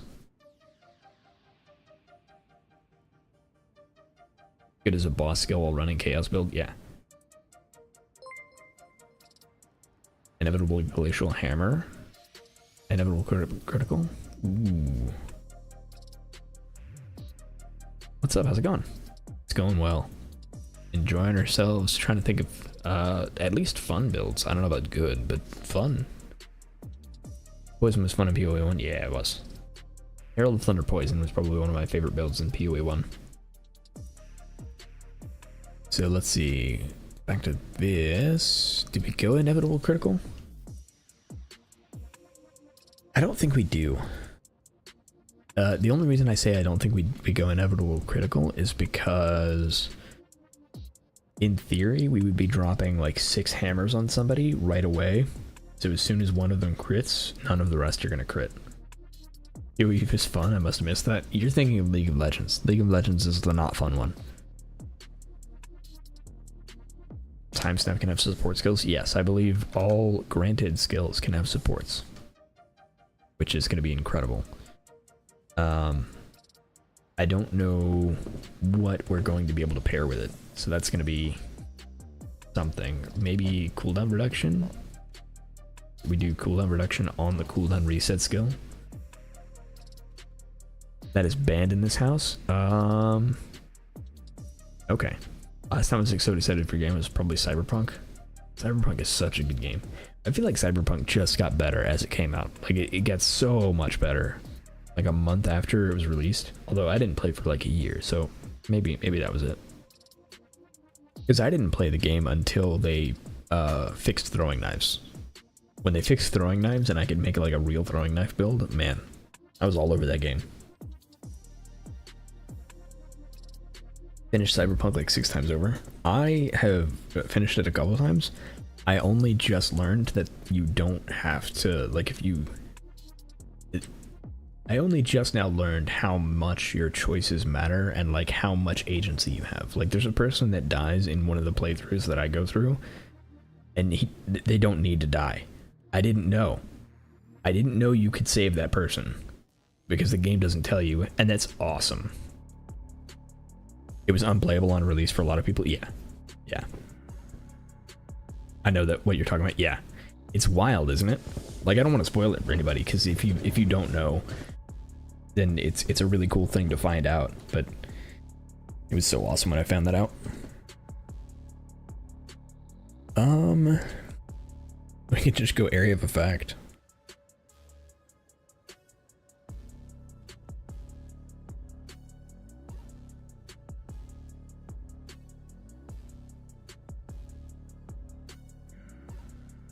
Here's a question, chat. Does poison in POE2 have to be chaos damage? Because in POE1, poison can come from a physical damage hit. So do we do this? So now our hammer poisons and bleeds.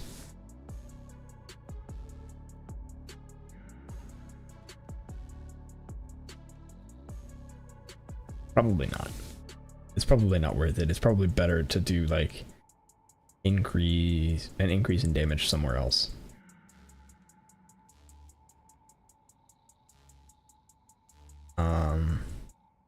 Oh, you know what?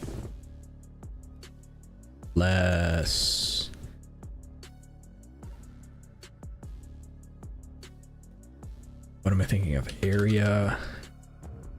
Conk effect.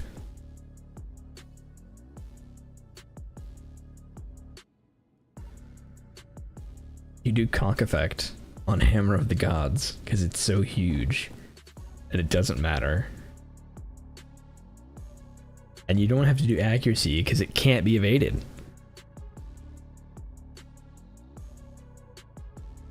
I love this, honestly. That's such a cool build idea.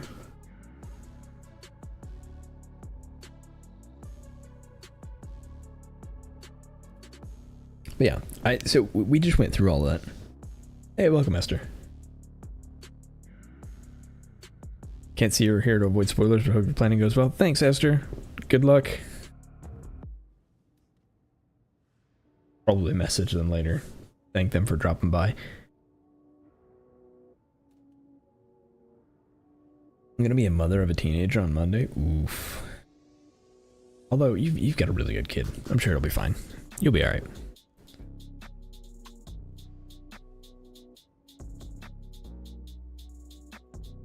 Besides, your husband is already a child, so how bad can it be?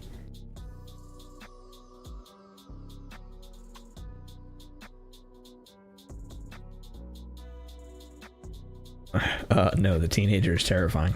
Maybe if you say so. I think this has a lot of potential. This is okay, so I'm gonna write this down because I'm gonna forget it, and it's gonna be let's see.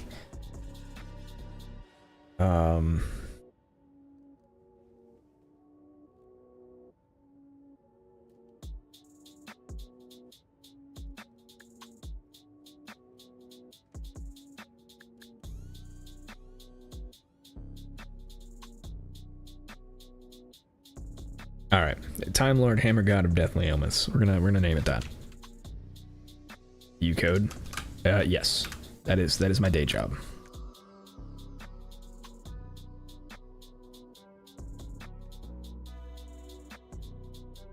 All right, so this is gonna be Chronomancer.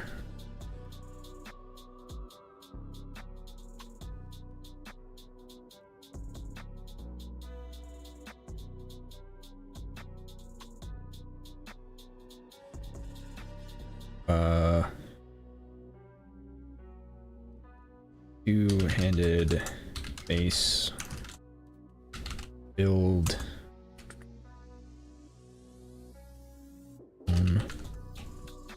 sets for Hammer of Gods.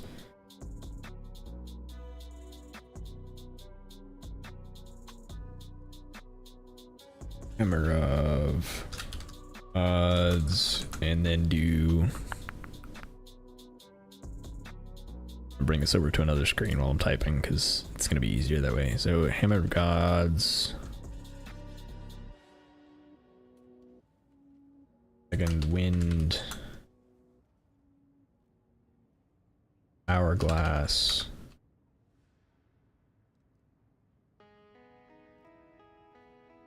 poison, chance. Typing is hard, and conk effect. And then for clear, we have Herald of the Plague.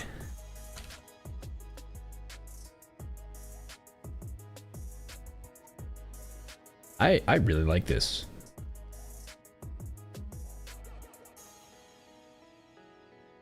I don't know if it's in the game, but damage based on armor break. It is in there, but I don't know how it works, so I don't know how to use it. Like, instead of conk effect, we would do corrosion, which is poisons applied, also break armor, which means physical damage is better, which means the poisons are better, which might make sense. Yeah, I can see that. Oh, slash corrosion. If we go big physical hits. Yeah.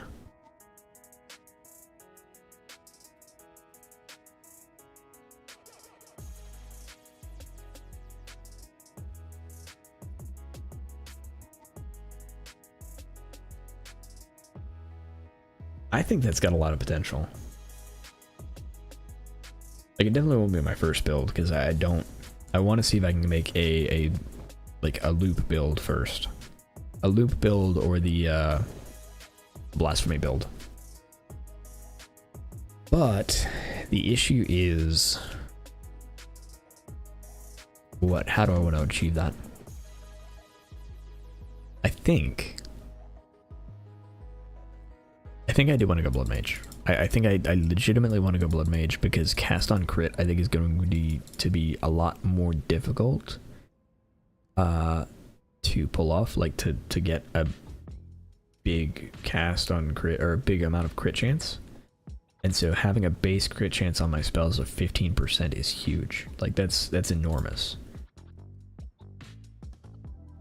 Especially if I'm using Firestorm, because that's double crit chance, basically. No, that's more than double crit chance. Why does your notepad look like Visual Studio? It is just a theme, so I happen to like purple. So if you go into settings, preferences, right here, dark mode, and then you can select the color you want.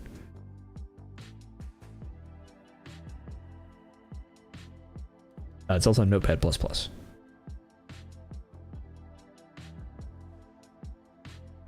Which makes everything look better.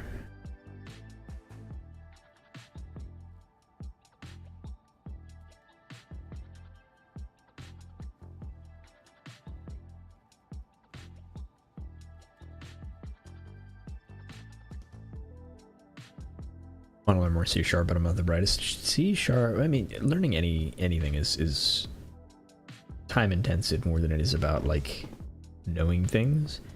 And so I think when you're learning anything, it's more about making sure you're giving it the right amount of time. So if you're consistent in giving it time, you're going to get better at it. It doesn't matter what it is. Totally does look like Visual Studio, which I can never get a handle on. What the heck is Notepad++? It is Notepad with a bunch of extra features.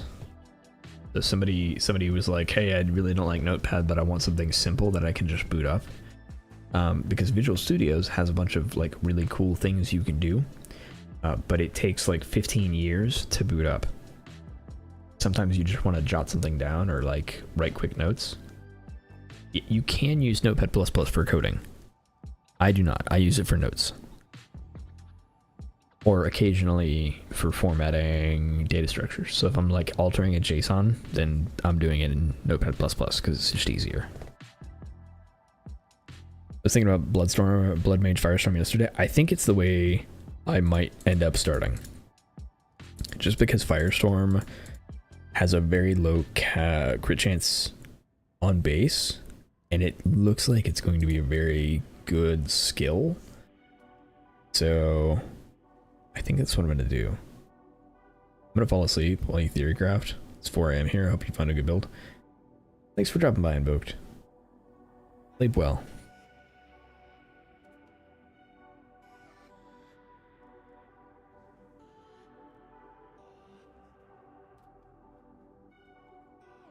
Probably starting some cold Archmage stuff. Hope for the best. Be lurking. Appreciate that. Cold Archmage stuff, huh? So let me see. Is Archmage? I thought Archmage was like lightning damage. Oh, Archmage is a spell, that's right. Or a spirit. Archmage. 5% damage, lightning bonus.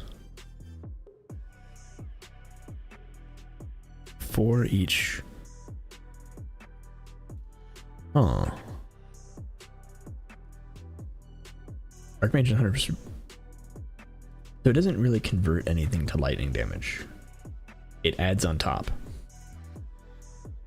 But what that means is you find something with a high spell cost or a high base damage, and then you can like mess with that and make something really nice out of it. Hey, welcome, Abod. So yeah, I think that's a good idea is going cold with it, because cold usually has a high base damage, which means you're going to get the most out of your gain as lightning, because your base damage is going to determine how big that is to begin with.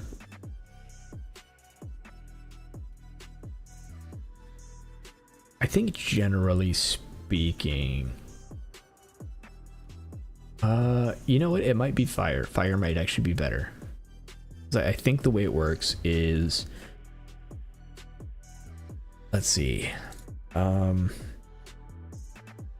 fireball. The fireball has 35 to 55, and frostbolt, please be the same level. Nope. It also doesn't have damage on it.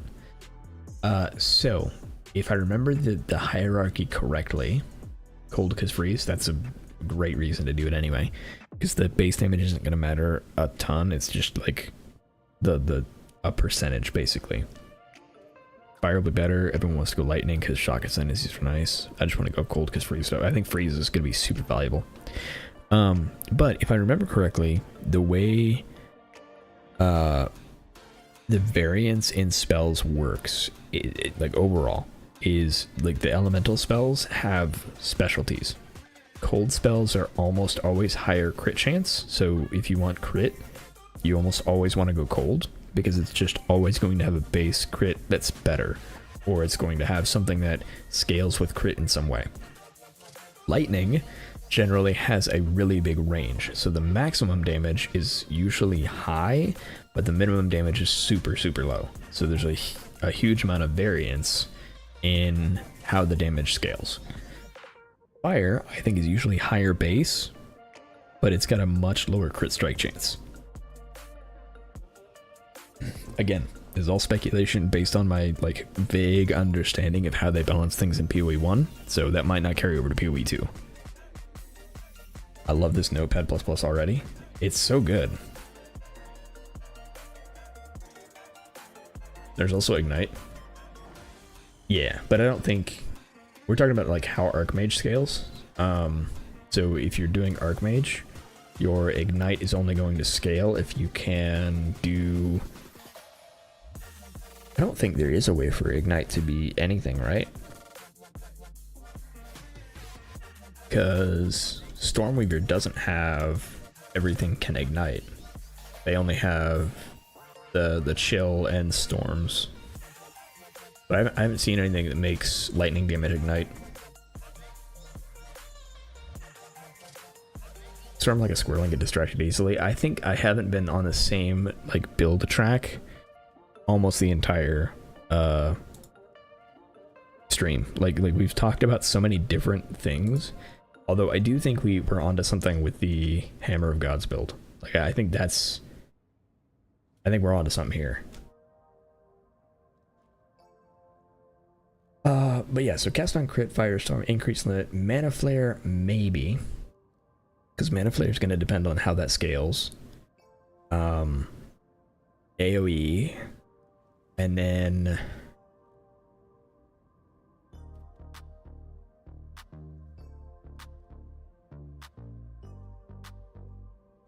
I really don't know.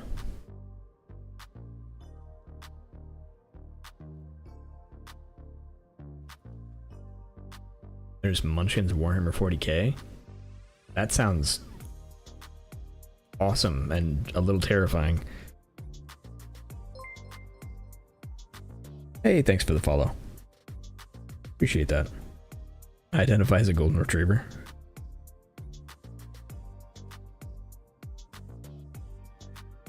Notepad++ is really good for Lua. I've never tried Lua. I think I'm about to start learning Golang, so gotta expand my knowledge a little bit. Haven't played Munchkins before. You guys never wanted to play. Munchkins is a game about hating your friends with love.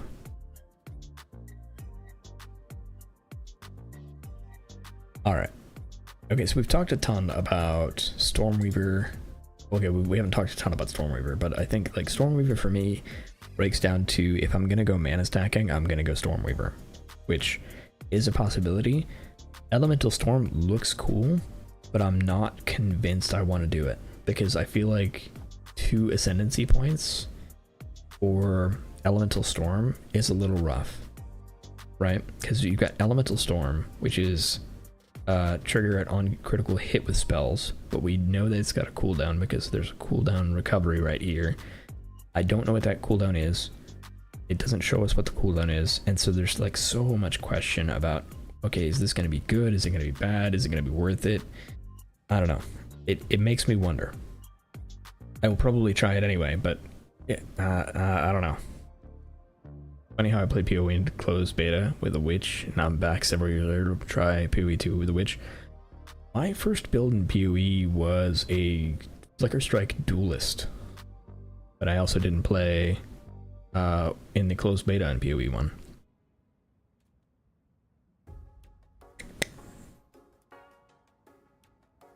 Yeah. So yeah, so if I'm going mana stacking, I'm definitely going to go Stormweaver because I feel like Arcane Surge is, and Force of Will is going to be insane. Like it's just going to be crazy how good that is. I only played 1 season of POE1 Telling game and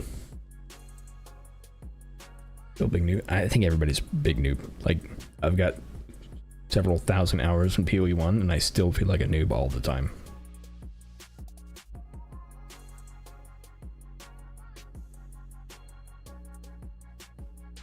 Not RSD. Don't worry about it. Because I want to try and avoid too much leaks. Like, I'm on the edge already because I'm like looking into here, but you know, I'm also going in with the knowledge that a lot of these are like outdated. So I'm trying to avoid as much as I can when it comes to leaks. So if GGG didn't want us to know Elemental Storm, then that's okay.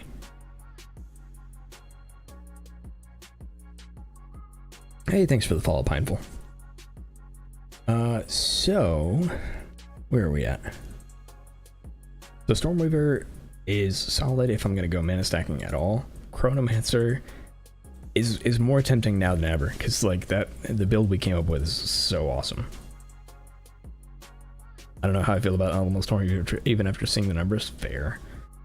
Chronomancer honestly might be my second build because I kind of want to do the Elemental or the Poison Hammer, Rain of Hammers. Like I think that's gonna be a lot of fun.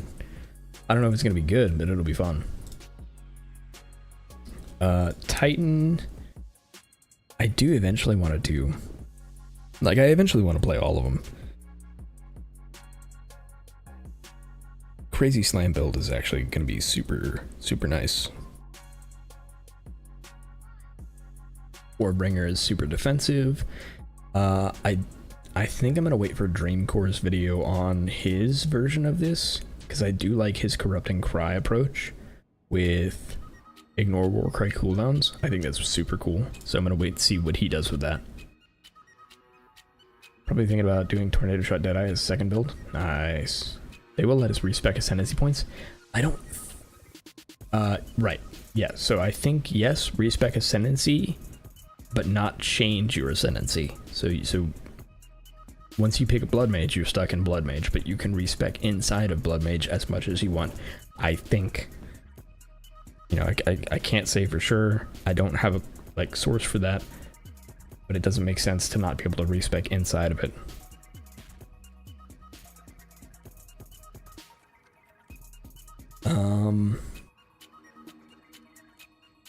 Yeah, Blood Mage. Oh, right. Deadeye. I like Deadeye. But I think if I went Deadeye, I would be going... I'd be trying to find a way to use Frenzy Chargers. So I want to look at that. Let's see what we can do. Oh, let's see. Frenzy.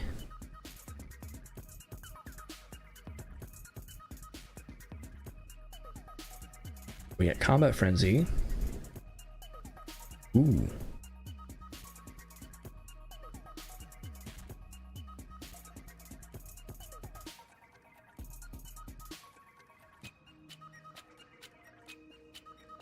Rain of Arrows.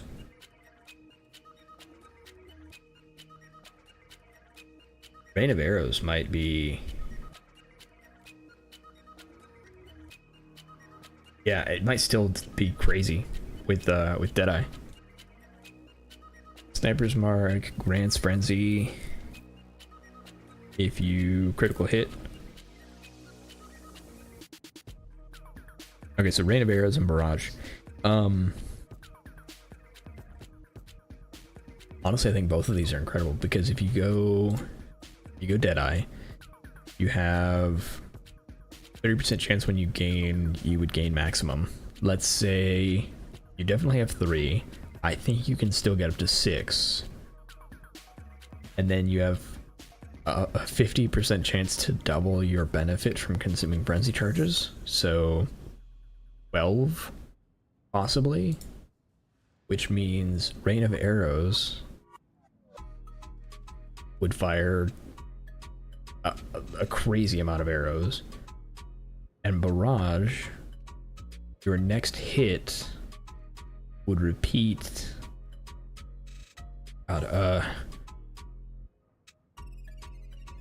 14 times. 14 times.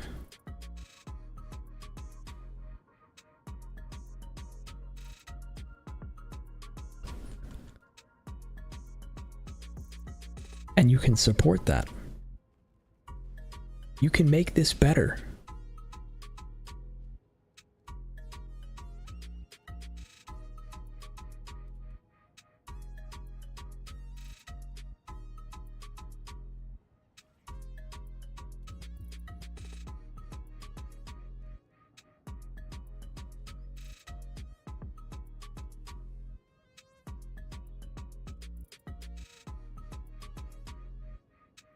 Yeah, plus the additional proj from Ascendency. Well, no, it's not even the additional proj. This is repeat. So whatever attack you use next is going to repeat. So if you use an attack like Tornado Shot, you would shoot it like you do normally, but then you would do it twice more with the normal spell with no frenzy charges, which is already good, right? It's basically spell echo for bow attacks. And then you do Perpetual Charge, which is a 35% chance to not remove charges. And I think that stacks... No, you would just want it to have it. I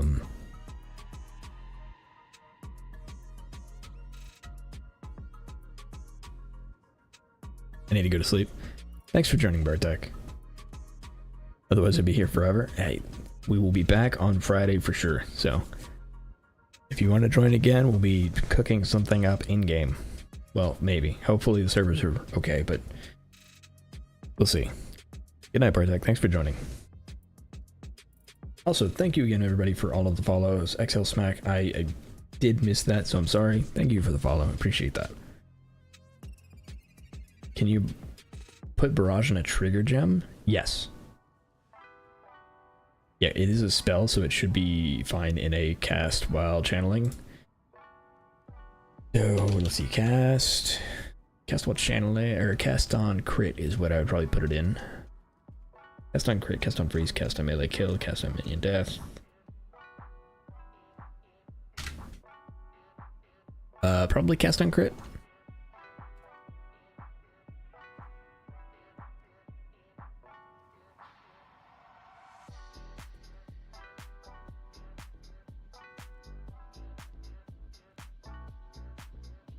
Which does mean that you will have to, like, build it up. But then you do, let's see, Barrage. Typing is hard. Barrage. Charge. I don't remember. Perpetual Charge.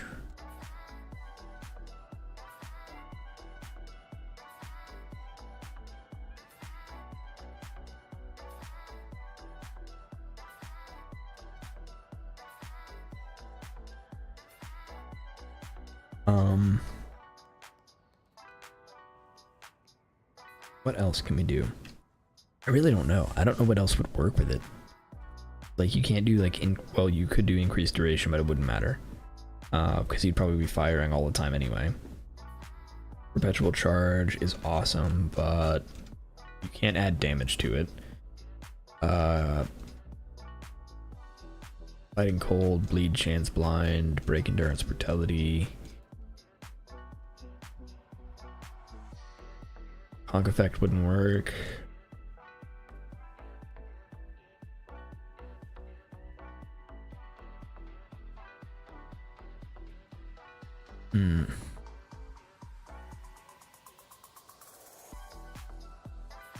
Ooh, empowered damage. Skills empowered by supported skill deal more damage. You do that. Because this is an empowering spell.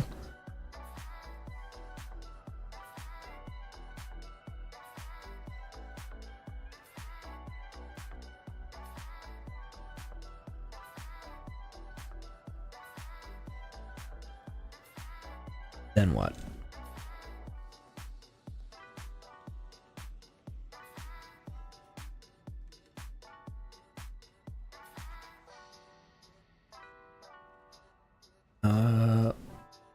During stuns, energy.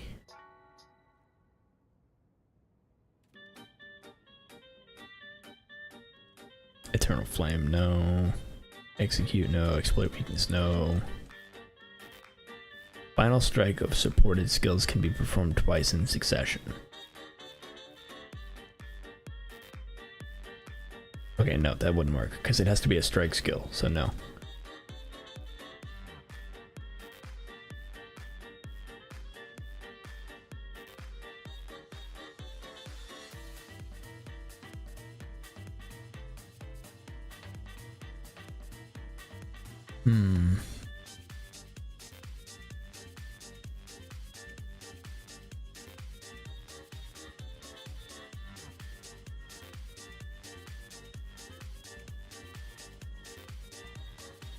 Ignite prolif, ignition, impact, shockwave, increase limit, inevitable critical, innervate.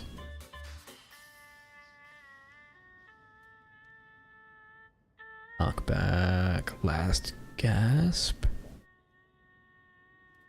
Lasting shock, life drain, life leech, life tap.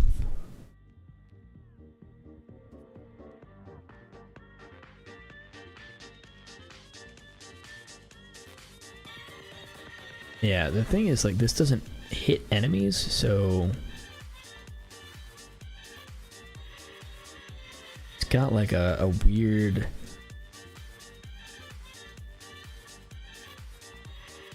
I don't think multi-proj is going to work with it.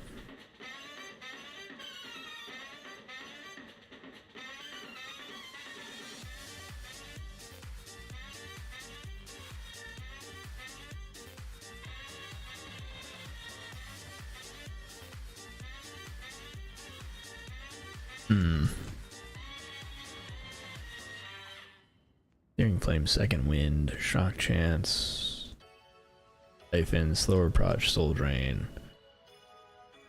Bell Echo could be something worthwhile. I don't know. No, because these affect an area. Sports spells that affect an area around you or around a target location, so Spell Echo wouldn't work.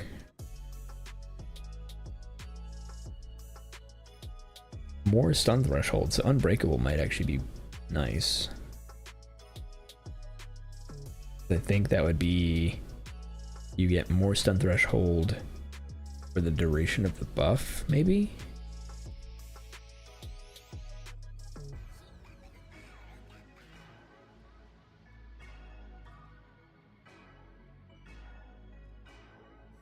I want to go Poison Pathfinder, but everyone says it's bad. Don't worry about what everyone thinks.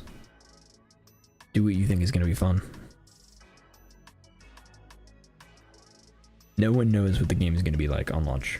Like, no one has any clue.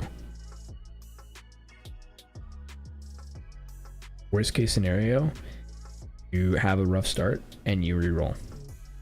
And then you're only a couple hours behind anybody else. Big deal. Play the game how you want to play it.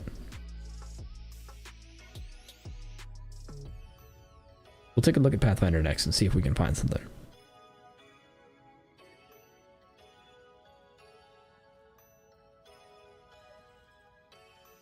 Combo finisher.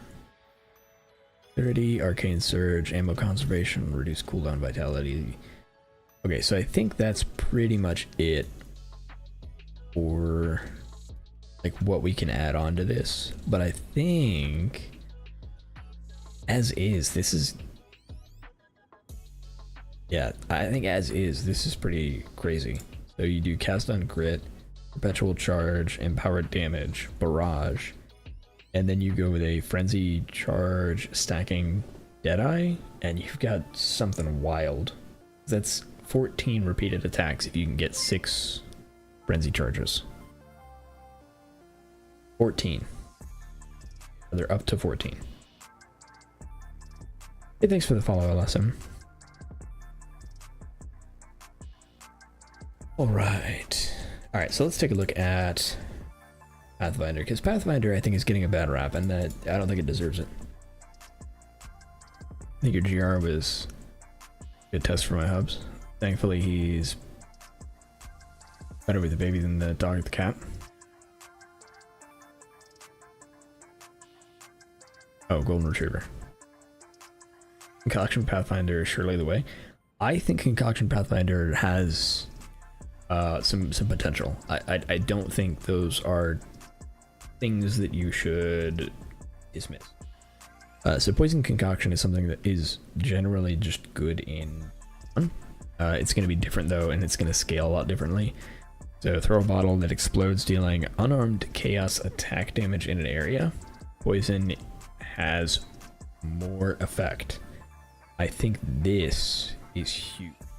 It gets more poison effect out of this skill. I don't think I've seen more poison effect on anything else.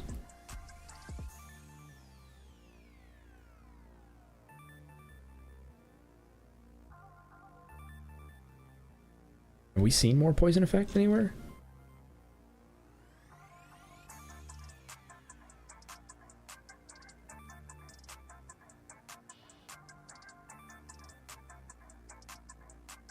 Nope.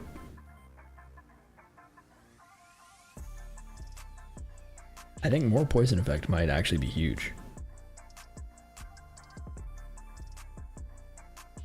Deadly poison support. Let's see.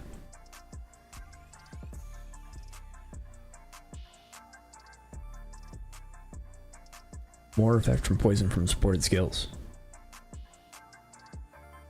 Okay, yeah, so we do have it. I think though that might be incredible, because that means you're gonna get more from the poisonous concoction itself. Poison could be interesting. There's chaos damage cold support jump. Yes. It is chaotic freeze, which I think is going to be very, very good. So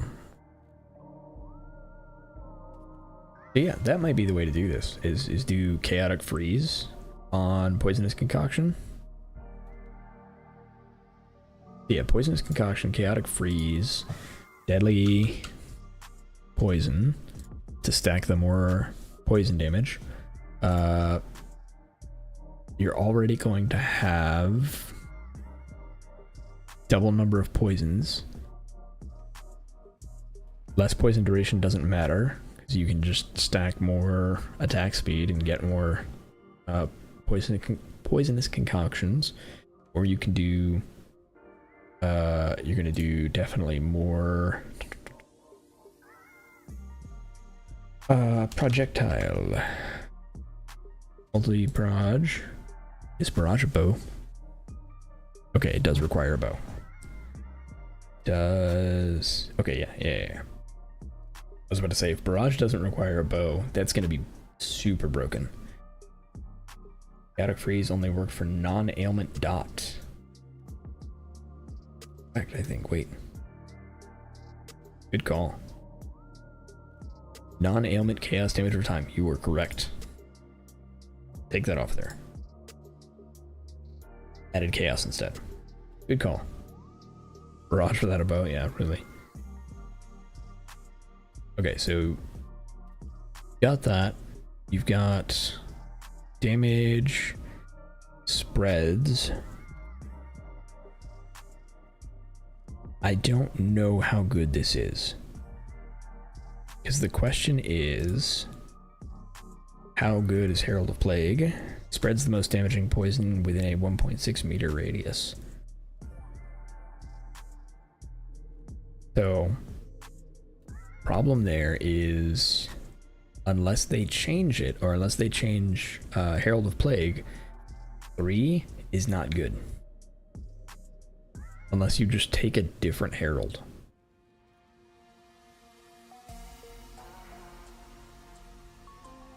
Definitely trying to theorycraft PF and ran into the same disappointment. Fair. So, yeah, looking at number 3 doesn't look super great. I do wonder if this is going to change, or if Herald is going to change. Because this seems odd.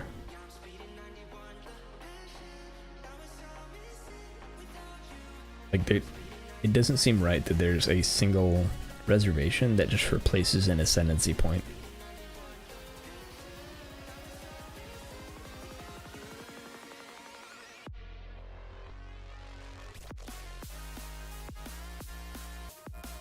A bunch of passive points and mobility. So, what you do is you go... I think 2 is worthwhile. Like, just life flask does not queue is always huge. Like, that's a ton of life regen that you just have, as long as you're okay with pressing the button occasionally. Poison duration. The double poisons is very powerful. I still think 3 and 4 are worth it. So you could go... Ooh, you can't go 1, 2, 3, and 4 if you're gonna go poisonous concoction.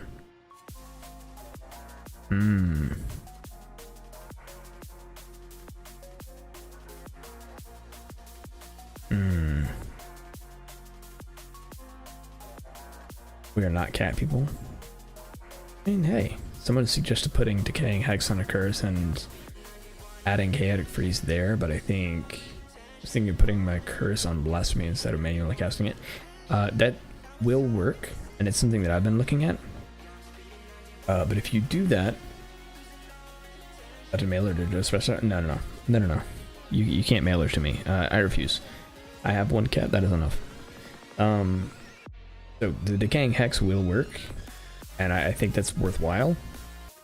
But keep in mind that that's going to be a pretty significant spirit cost. So each of these, because we did this earlier, is Blasphemy, Despair, Decaying Hex, Hinder. Or instead of Hinder, you would do Chaotic Freeze. The problem with this is Chaotic Freeze is absolutely going to have a cost increase. Like 100% there's going to be a cost increase. We don't know what it is yet. But we have Blasphemy, which is going to have a cost of 30 spirit for a single curse, right? So you got a single curse, we have 30 spirit. And then Decaying Hex is a cost multiplier of 150, so we're at 45. Whatever this multiplier is going to further increase that, which means you're going to have like a 60 to 80 spirit cost with just Chaotic Freeze. Hinder on top of that, which could be good. That's another 110. So just keep in mind that your spirit cost is something you're going to have to look at. And if you're going with Poisonous Concoction, which, again, might be good, but that is an entire Ascendency passive, that means you can't have a weapon. And it looks like a lot of spirit can come from a weapon slot. So, might be a little restricted on your spirit costs. Now, 80 I think is totally manageable, because if what we've heard is correct, then you're going to get at least 90, probably closer to 180 spirit, like base spirit, from the campaign.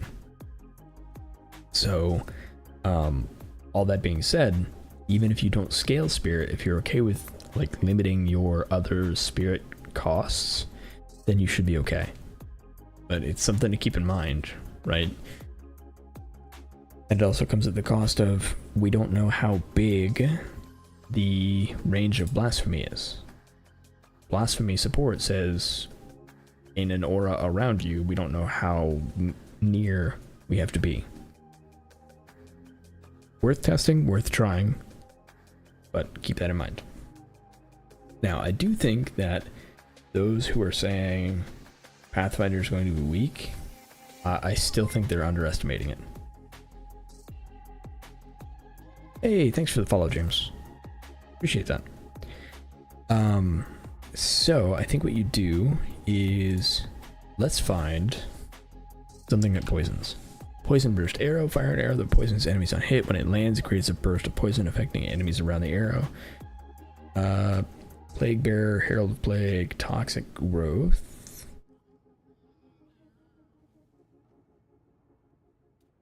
Eight projectiles, base explosion damage.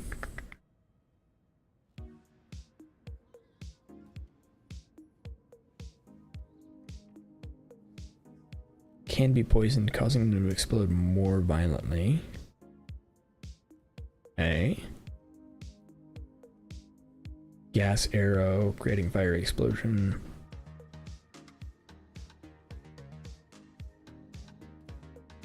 This says poisonous gas, but it doesn't say how it would work. Plant sprouts vines, poisoning and slowing them. So I think any of these arrow skills that have poisons on them would be worth jumping in. Got a theory question? What you got, Patrick? Yeah, Devin, I think any of these arrow skills are going to be plenty good if you're able to scale the damage, and that's going to depend pretty heavily on your weapon. With concoction, you get around the weapon issue, but it is at the cost of 2 other points. So you have to spend those 2 points and then probably spend at least 3 and 4. So 3 of your points are pretty much spent for you, and then you have a choice between all the rest. So something to work on.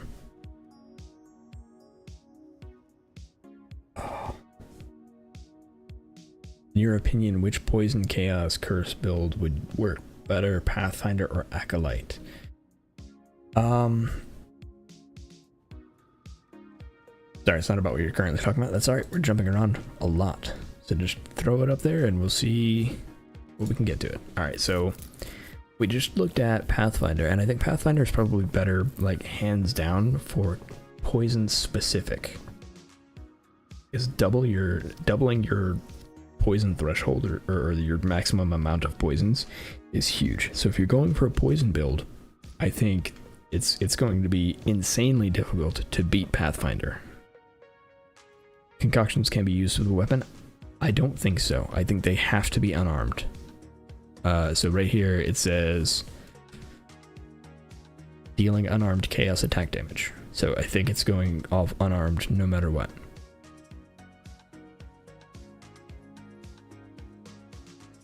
So you will have to scale base damage somewhere. Which, with Poisonous Concoction in Path of Exile 1, it doesn't, like, it scales just fine. It falls off, like, super late game, but it does super well in the campaign. Like, almost nothing else beats it for Pathfinder leveling in POE 1.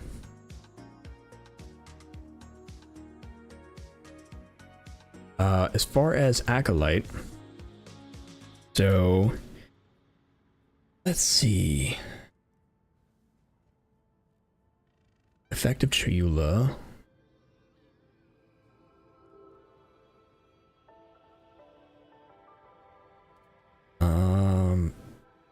So if you're going a chaos on hit build, then Acolyte of Chayula is probably the way to go. I don't know how good it is, because like this is not something I do a lot of, but big chaos hits I think are going to be huge.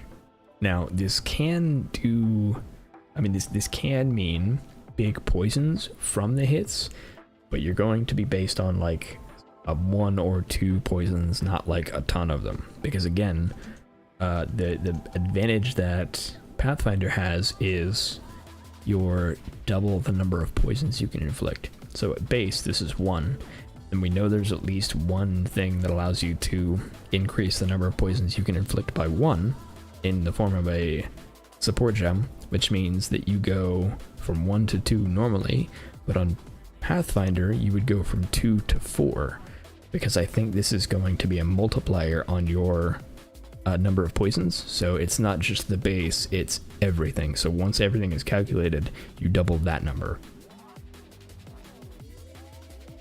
Unfortunate for us on this point. Yeah. This, however, once you get to 4, you've got that chance to get a really big chaos hit. So if you've got something that's hitting pretty often, it might be a nice like chunk of chaos damage. But it's hard to say. I think if you want to go consistent chaos hits though, probably Grasp of the Void, if you think you can deal with 7. I don't love 7 because I think it's a weird ascendancy, and like a lot of people say it's not good. I'm a big believer in we have to test it to see, right? I don't believe until we get in game and we try it out. But I think if you can work around this and you can get this popping off, then maybe you can like work your way into something like a Tempest Bell chaos hit build kind of thing.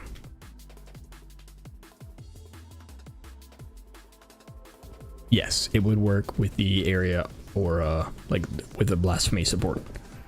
So you do blasphemy support and the chaotic freeze on yourself, and then you drop a Tempest Bell on somebody, and because you're hitting so often, you're gonna build up freeze crazy fast. That's a really good thought.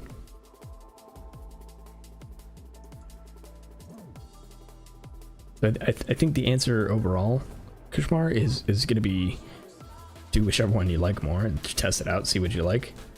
But I think it depends on whether you want to do poisons or not, because if you want to do poisons, I think Pathfinder is just going to be better because doubling poison stacks is pretty wild. Alright, I need to take a drink. I'm out of coffee. Oh no. Water it is, I guess.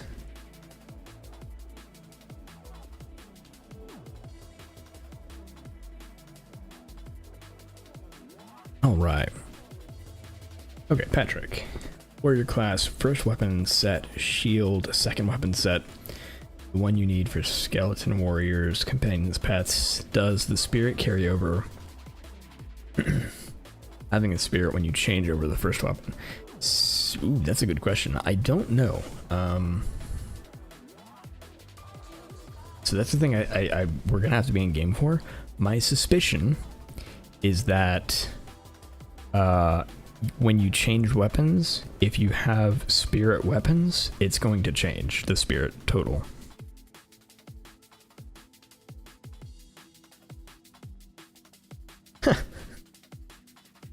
Why would you have a redemption to choose a viewer to timeout? That is a chat only timeout, right, Bright?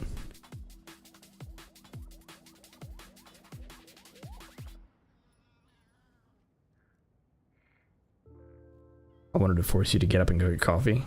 Yes, it's a chat only timeout. It's supposed to be like a 30-second like bonk ability for the viewers. You can only redeem it once per day or once per stream. Like one person per stream per day. That's rude. It's just a fun thing. I mean, hopefully fun thing. For me to head out. Have a good rest of the stream. Thanks for dropping by, Keppa. Only I get troll viewers. That's because I watch your stream. Stay safe until next time, you too, man. Alright, so looking back at Warrior, sorry, we got distracted. You're looking at probably Warbringer if you're gonna do companions stuff. No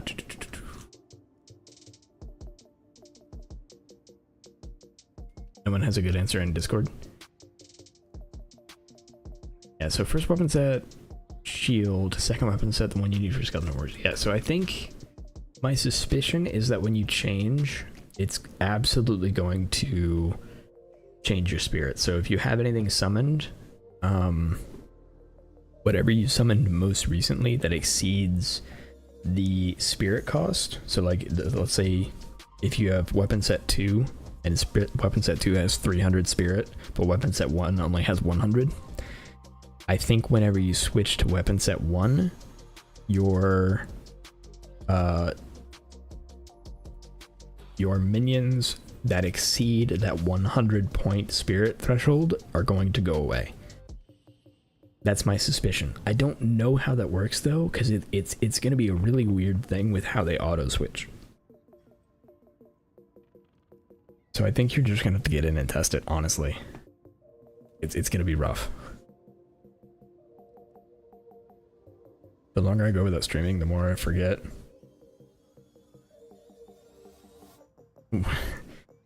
So I went and just tried to do a bunch of random redemptions, and like that was just an idea I came up with while I was doing stuff. Had a long conversation with an admin there, and he was not sure as well. Yeah, it's gonna be weird, man. I mean, it's worth a shot for sure. Worst case scenario, you just have to invest in spirit somewhere else, right? Because that means, okay, you just go find spirit somewhere else on the tree. What do you think? Why did you think Warbringer? Because Warbringer has the totems. So if you're going warrior, there's Titan and Warbringer, right? So if you're going big slams, this makes a whole lot of sense. But if you're going totems, which can be summons, like you can change totems into summons with one of the keystones, then you go Warbringer, because you can empower your totems.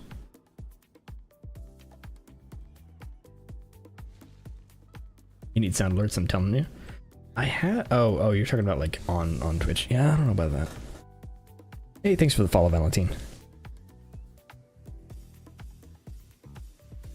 I should set up sound alerts, but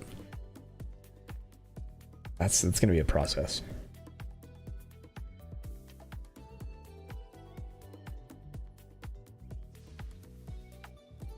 I will say that summons are something that I do want to check out, and I think Ancestral Spirits is probably going to be really awesome.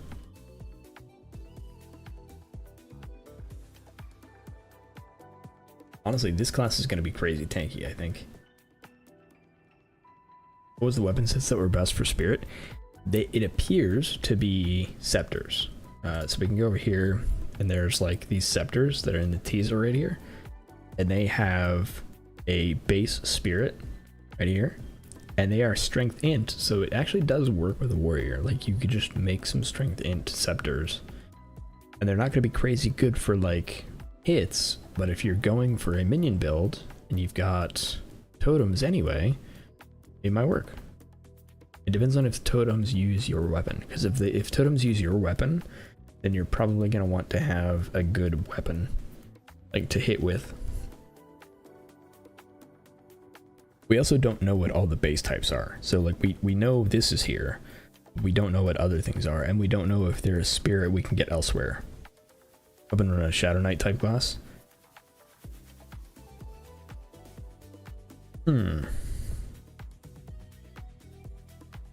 Could you do that?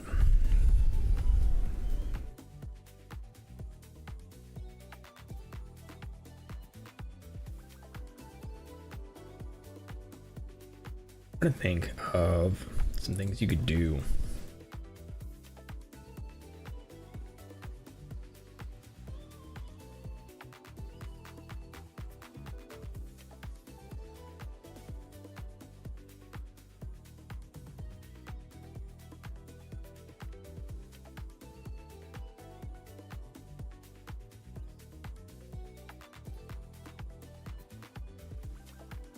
So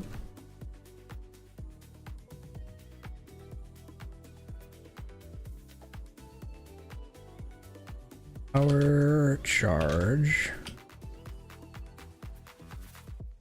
Divining Strike, Bone Storm, Killing Palm.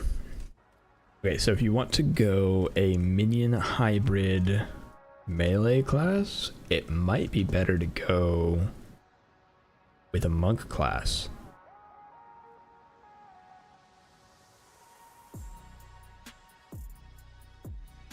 So here's what I'm thinking with that, right?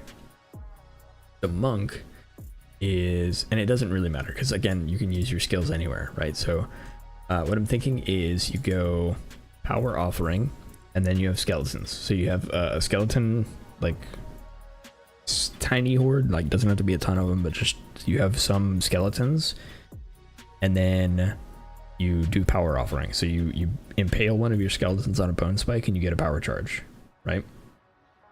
So you use that power charge then to do something like supercharge slam. So you don't need a ton of spirit because the spirit cost of skeletons isn't actually very high. You just do skeleton. Skeleton warrior has a reservation. Here, skeleton reaver. Skeleton brute 46. Skeleton cleric. Like you can have some pretty low cost skeletons, and then all you're doing is using them for power charges. So charge. So power offering, spike. You can have a limit of 10 of these, and then you do supercharge slam. You charge up a super heavy swing, which is going to consume power charges, right? Let's see, this is channeled. Does it actually do power charging? No. No, this is not power charge related. Charge staff though. Electricity per power charge. Falling thunder to fire additional lightning projectiles. James, my opinion is going to be very, very biased. I think Diablo 4 is good.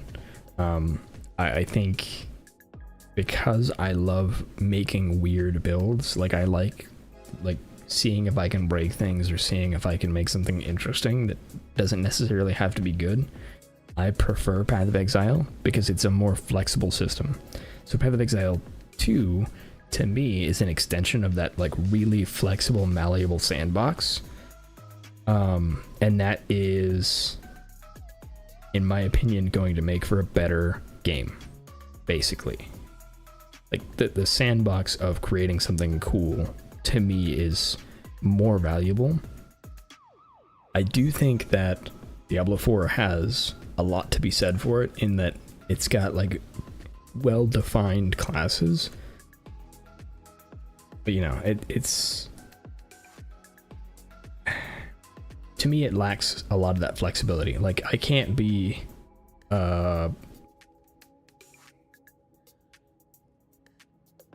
I can't create a lightning build that poisons my enemies.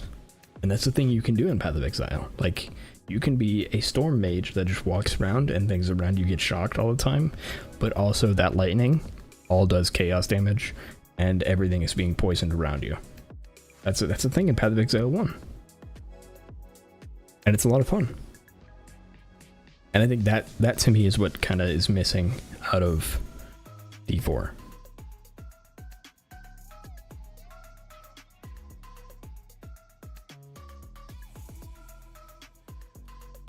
Flicker Strike might also be a really good combination with your skeleton sacrifices. Because Flicker Strike uses power chargers now.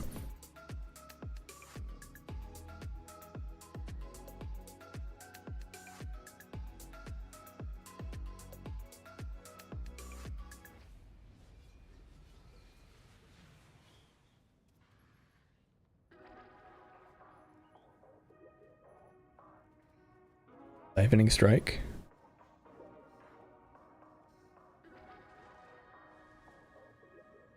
This one could be really good. So dash to a target, strike them with a quarterstaff. If they are shocked, it does an AoE burst of damage.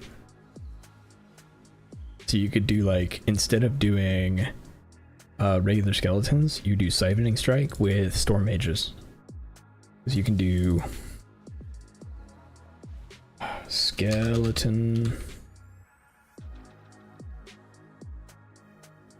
storm mage. So you do these instead and just have those build up a shock on everything, and then you do the sacrifice on them to gain your power charges, or gain your power charges however else you want, and then do the siphon strike, do like the main portion of your damage.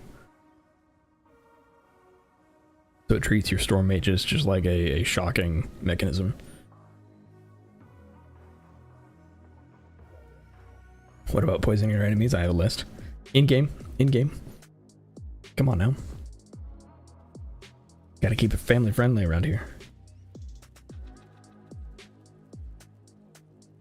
Yeah, that's I think how I would approach a like a Dark Knight warrior. I do think so. Again, monk is how I would approach it, but that doesn't necessarily mean it's the best way to do it, because everyone is going to get spirit. Everyone can use any skill.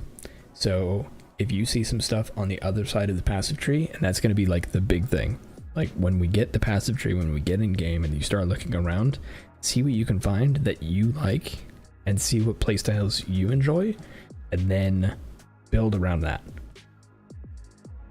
Because any class can do anything. It doesn't matter if a Deadeye is mostly projectile based. If you don't want to play projectiles, you don't have to.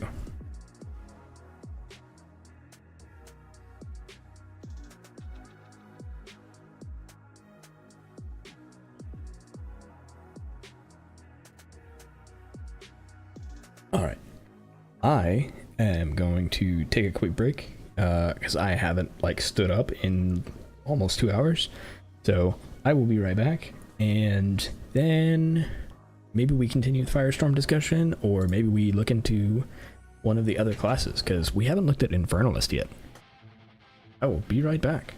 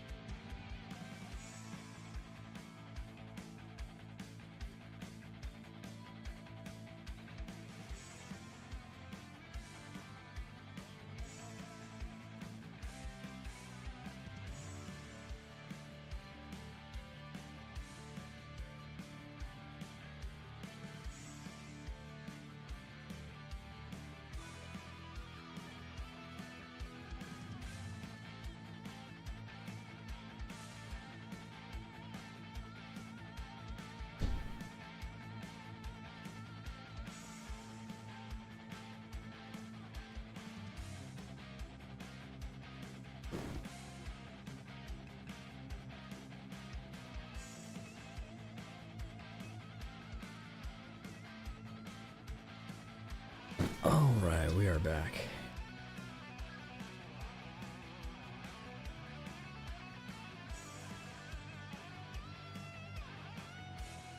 Does it mean you're dropping frames? I don't think so. Can I even feel my butt? No, not at all. All right.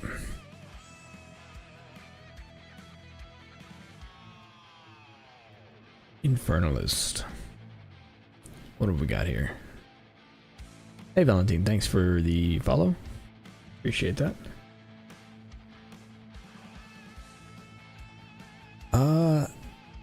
So we did look at this one a little bit. I think there could be a lot of cool stuff going around in Loyal Hellhound.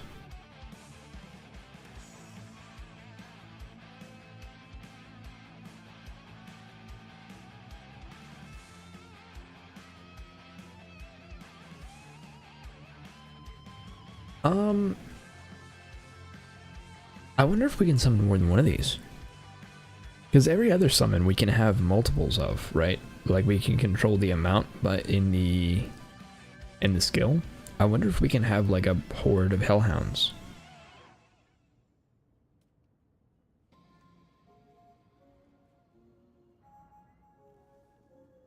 Ignites enemies near it, so you could just like have a minion based ignite build around hellhounds only. That could be pretty cool.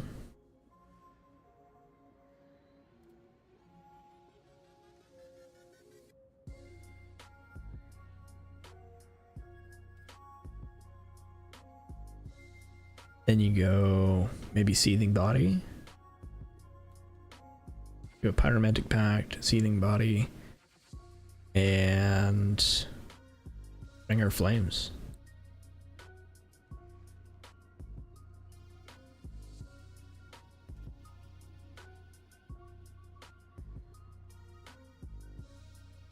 And then you just spend mana to like try and keep your Pyromantic Pact high.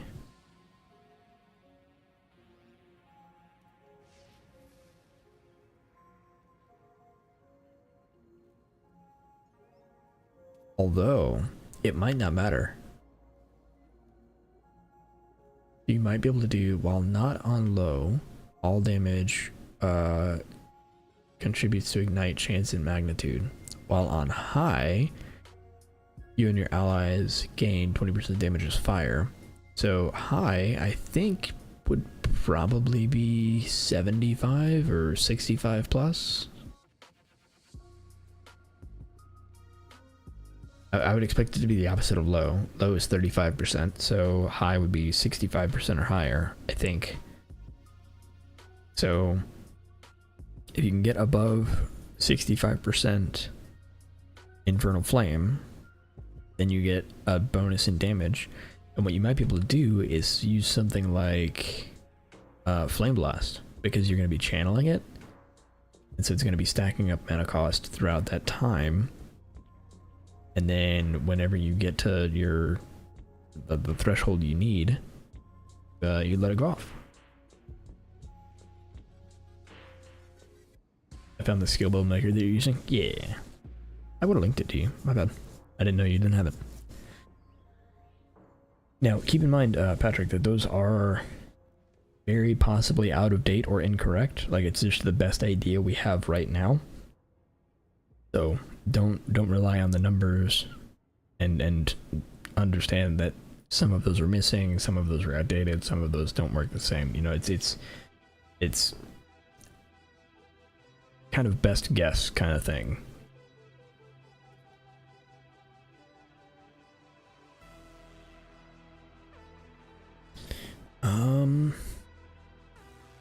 That might be really interesting, is going this way. Not using max, yeah? Yeah, okay. Just putting out the warning. I don't want to, like... I hate to ruin anybody's league start by giving them bad advice or false info. The Witch Hunter seems interesting, but I don't know. I don't love the way it works.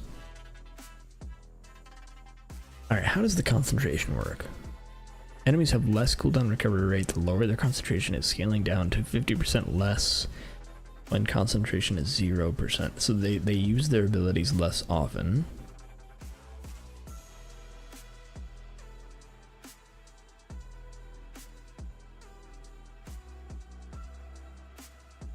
Deal damage. You can deal more damage based on how much they're missing. Explode. Hey, thanks Figgy for the follow. Appreciate that.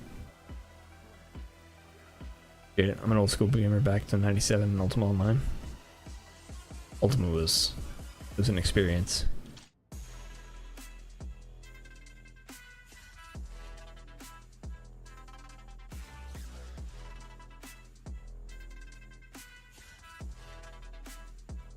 I mean, it could be good. I don't know.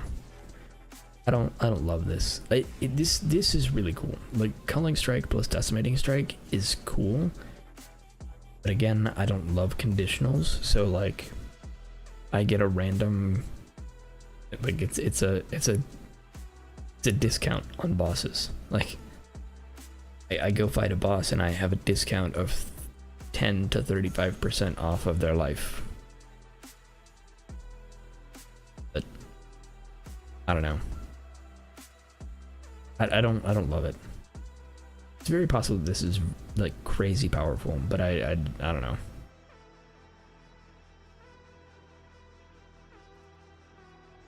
I think there's a lot about it that I just don't understand enough about yet.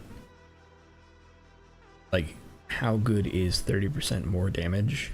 Because like a 30% more is pretty significant.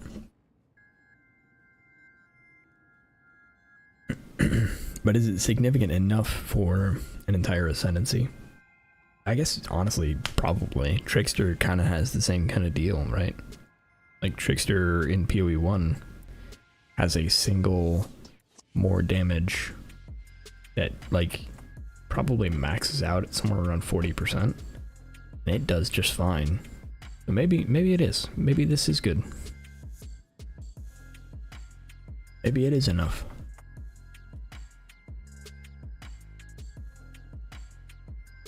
Do you have to use 2 points to get to it? Yeah, you do.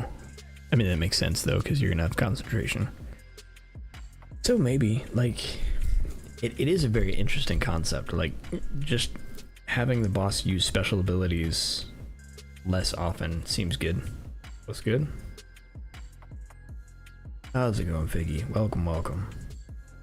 We are looking through the Ascendency classes and seeing if we can find something awesome. I mean, we found a couple things already, but just taking a deeper look into each one of these and seeing if we can think of any crazy combinations. I think this is just going to be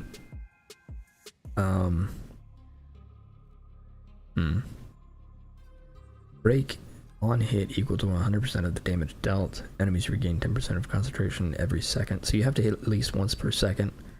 No, you have to hit at least once per 5 seconds. And you can do it however you want to. Yes, this means that... Oh, you know what? This could be pretty wild.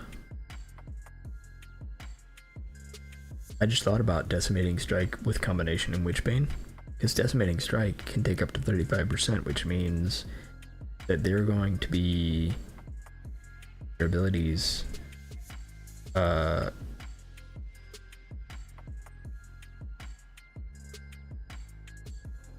let's see, probably like 30% less often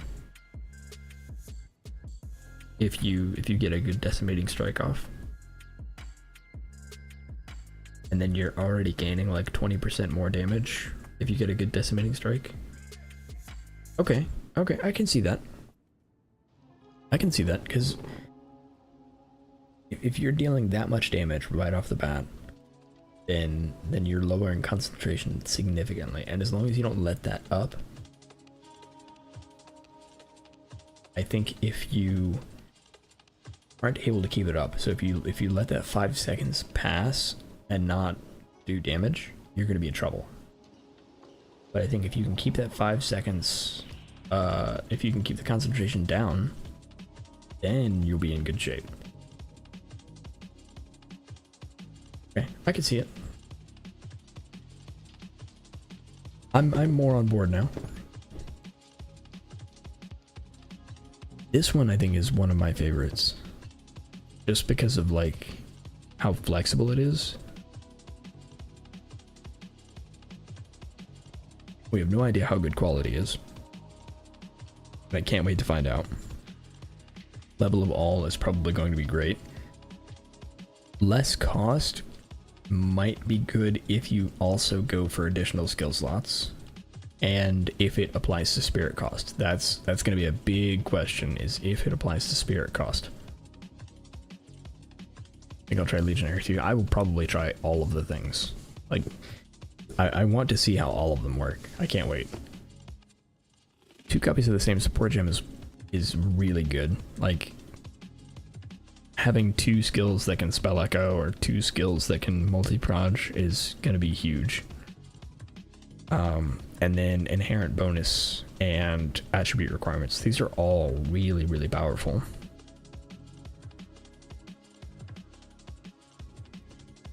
I feel like they nerfed this. This seems like it is not as good as it was.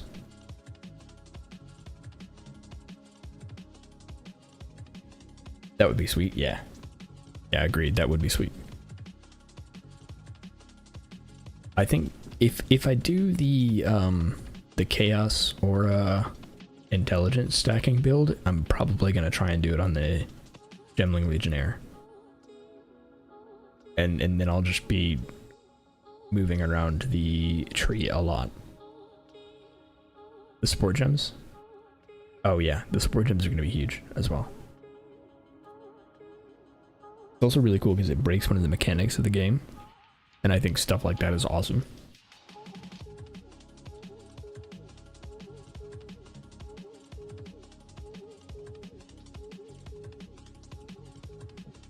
But yeah, I think if I do this blasphemy setup, or not that blasphemy setup, this one, the blasphemy, despair, decaying hex. If I use this as a main damaging skill, it'll be on a Gemling Legionnaire that I try and do that with, for sure. Just because it's got so much attribute stacking potential, I think it like built into the class, and then it's got some attribute stacking stuff near it, and then I don't think moving around the tree a bunch is going to hurt an attribute stacker. Like, I think it'll be fine. Invoker, we talked about earlier. This might be the way to go for a cast on crit build, because of this and because of this, and honestly because of this. I think the real issue is going to be, can we deal with the what is it called? Mana cost.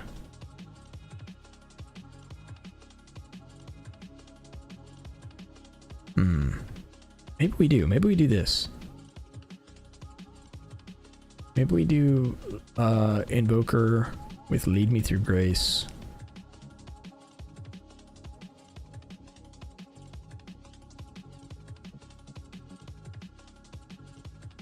Means we need a huge, like a really good body armor. But if we have a really good body armor, we'd have a lot of spirit to play with.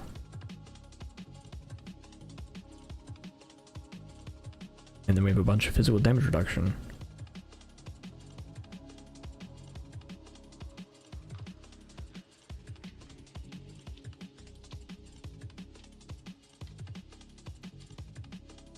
Yeah, this one might be really, really powerful.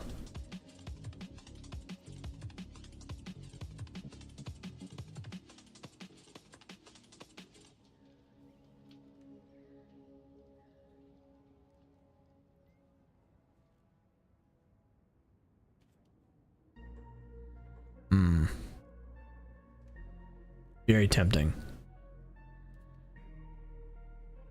The trouble is, 35% more would be from 10 to 13, which means instead of 10 crits for a 1 second cast, we would need what? 7? No, 8. Save 2. Is that worth it? We actually get 20% is the real calculation, unless we are able to do more. Like if we're able to stack this higher with something else, then maybe that's even better.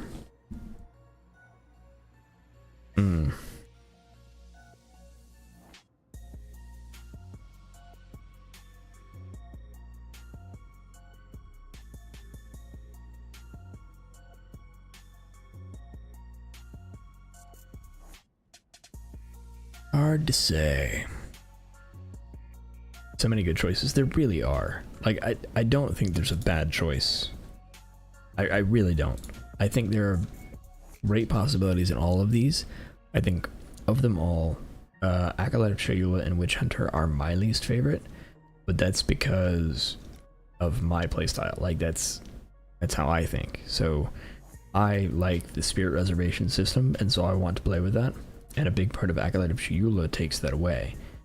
I still think this is very, very possibly good, but I don't know. And I know I want to play with the Spirit system, so I don't want to do this. And then Chaos Resistance is huge. Mana Leech is incredible. And then Energy Shield with Mana Leech is also incredible. Like these are huge defensive nodes. As long as you don't get stunned. If you get stunned, you die. But as long as you don't get stunned, you're good. Cholula, true. Big true.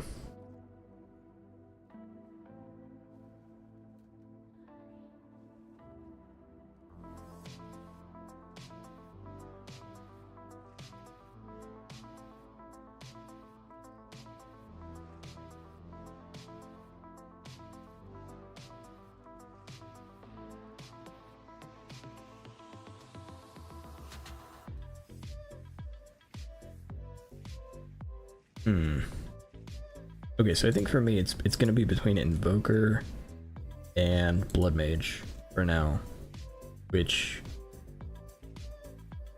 it's such a hard choice because it's basically, do I want a ton of spirit here with the evasion rating, and then I get to very possibly use like a good staff, because I think staff is going to be the best spell thing.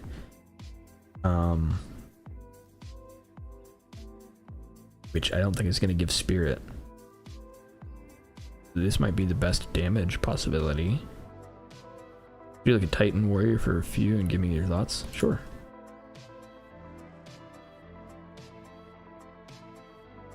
So Titan to me is like big slams. Like if you want to go slams, 2 and 3 are insane. So you go 2, and then you have a 20% chance for slams you use to create aftershocks.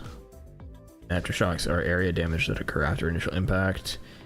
It deals same damage as initial impact with the same area. So 20% chance to kind of hit twice. Number 3 is every second slam, so half the time when you slam, you get an ancestrally boosted slam. An ancestral boost is just more damage in AoE. Like, you want big slams, you're gonna have huge slams. Absolutely enormous. Like picking up stuff, have 20 free inventory slots. I actually don't like this pick. I feel like you're leaving some power on the table. It is convenient, but it, like, I could have 50% more armor instead of inventory. I also think hulking form. So if you go at colossal capacity, you are able to get hulking form, which is behind it. So you get 20 inventory slots, and then you get what I think might actually be one of the strongest Ascendency nodes in the game. Like all of your small passive skills being 50% stronger is insane. It's so good. You have a 4% mana node? Well, that's a 6% mana node.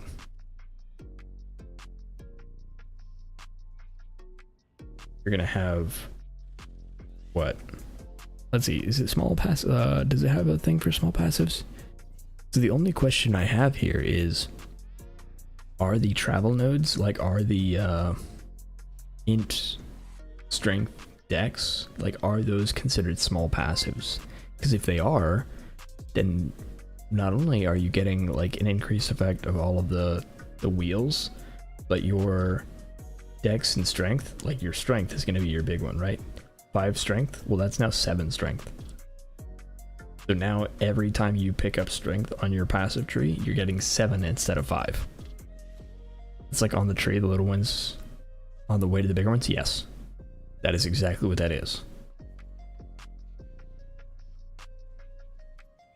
It's honestly kind of incredible.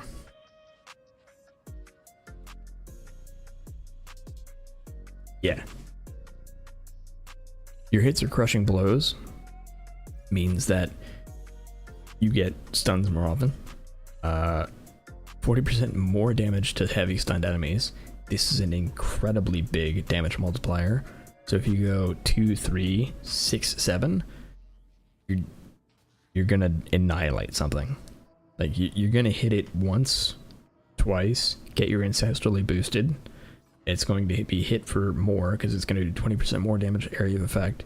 You're going to stun it. It's going to be stunned for several seconds. You hit it twice more for another ancestrally boosted. Now you've got a 60% more damage boost because you've heavy stunned your enemy. Are there small ones on the tree for more spirit? We don't know yet. Well, I don't know yet. It's possible, but I have no clue.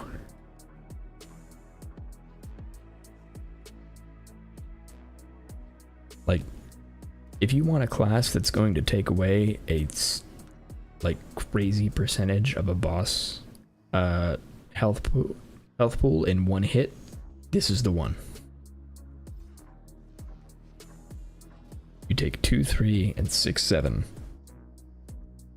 And you're going to absolutely annihilate something. It's going to be wild.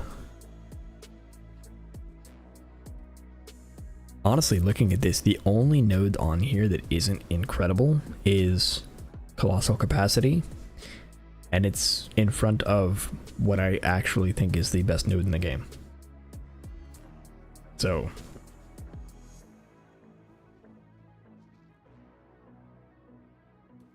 Titan is super good. I do think I think Figgy's right. I think it is going to be a very popular pick. And I think for good reason.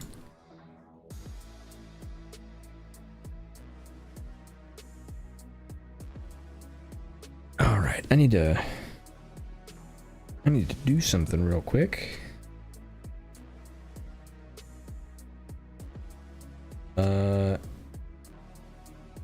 Yep. Give me just 1 second. I will be right back. Do you guys want to stay on, or do you want to look at what else? Hey, I need to step away for like 3 minutes.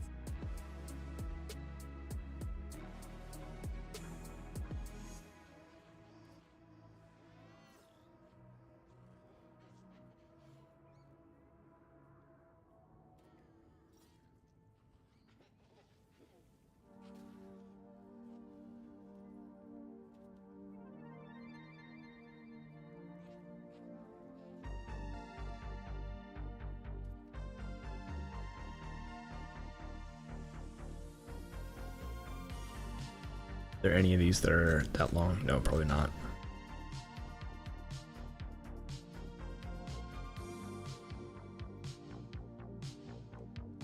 Gonna bail when you get back. Liked, very informative. Glad I found this chat. Thanks. Appreciate that, Patrick. Alright, well, I'll bring up Invoker for now and just hover on here, and I will be back in a couple minutes. Remember, in Texas, there's currently no giveaway running. Yes. Sorry. Yeah, sorry about that, Murder Man. You are a little late. We did the giveaway at 8, so about 2 hours ago.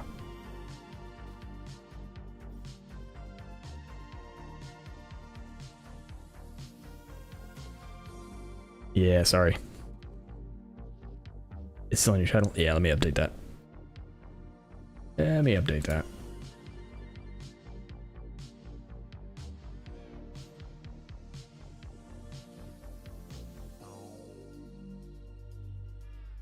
There we go.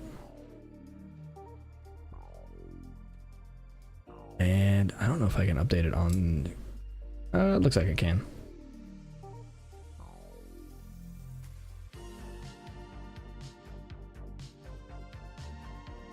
Okay, I think that updated it in both places. Thanks for letting me know.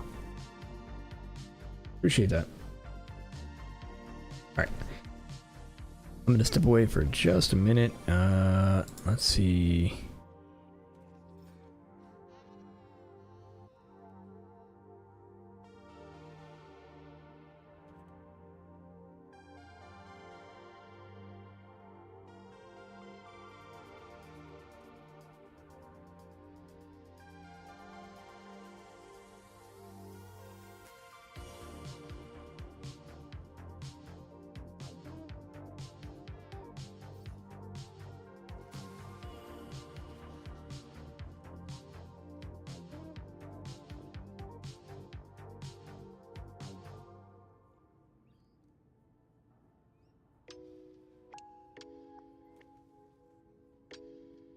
Where is...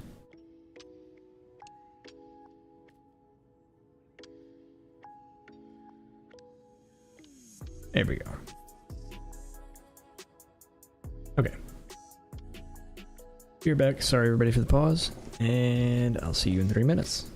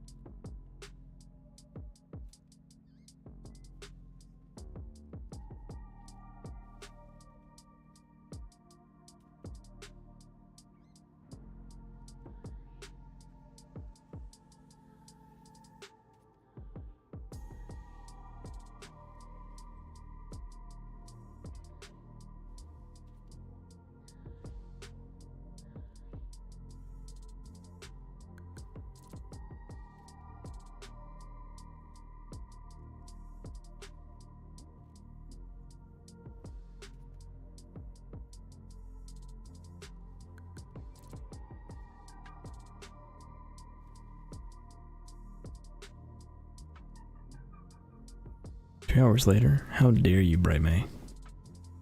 How dare. I see you. Being sassy. Alright, so let me get rid of this BRB. Alright. I really don't. Bring it on. Bring it on. You think you're big? I got you, Bright Man. Just wait till February. Wait till February. I'm really kind of torn. I do think this is gonna be really good. I just don't know which one I want. I guess it becomes, we're the same height. That won't matter. That won't matter.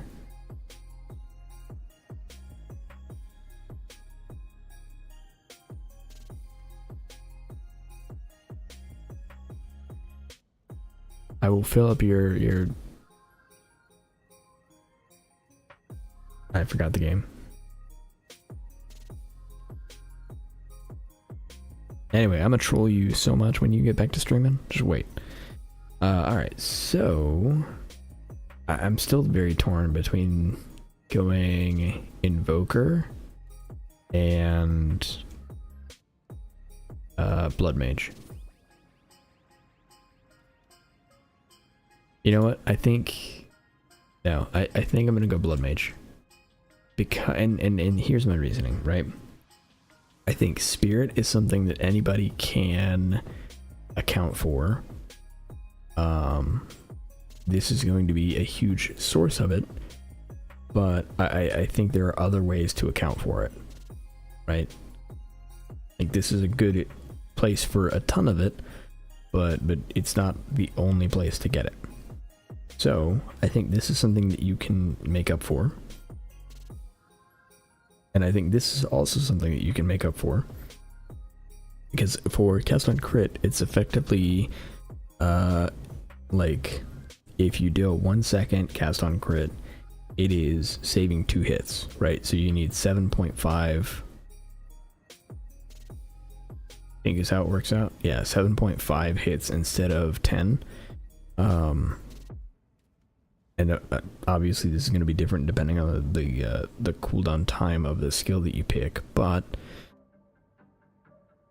I think for my purposes, this is something that I can account for or make up for in other places, or just deal with the slightly longer wait, right? And for a loop build, I don't think that's too awful, because I've got a limit of 2 spells per, like two maximum spells active anyway for what I'm trying to plan.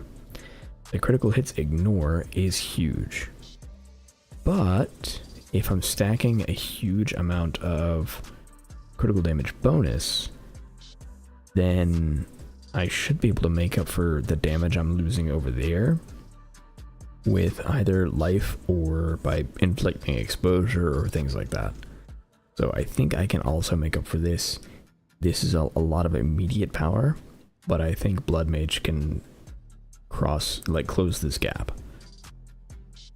What I think Blood Mage does that this build, like this class, cannot do is this. Sorry, is this. Base crit hit chance is 15%. That's incredible. Like that is so good. And I don't think Invoker can bridge that gap. I don't think it can.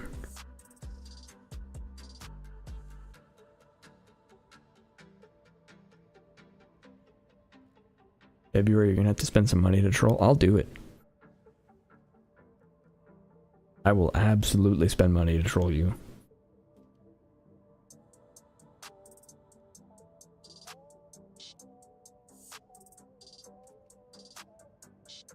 I owe you several subs anyway. Ooh, now what?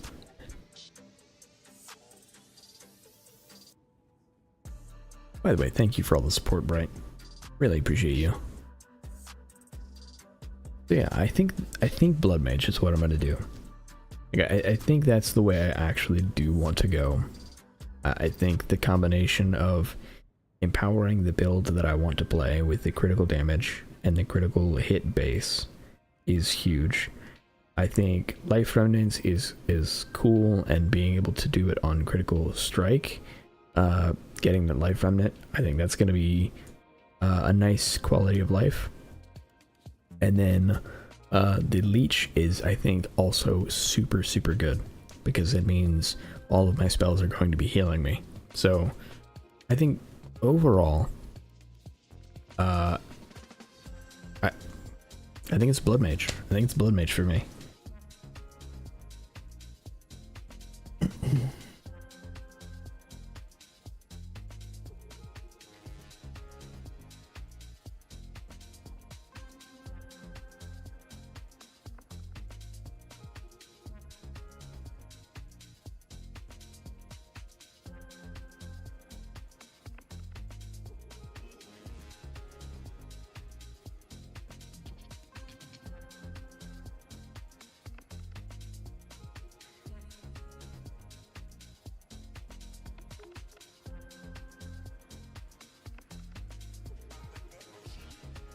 Alright, so here's a question. Does anybody else have ideas that they want to like think about before I go and dive deep into I think how I want to build this? Because I do think if I do this, I'm definitely gonna go Firestorm.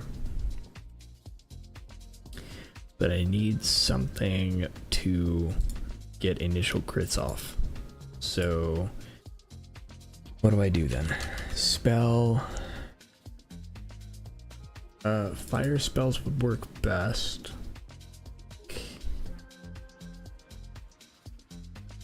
Area of effect. Mana Flare is super cool. I love Mana Flare.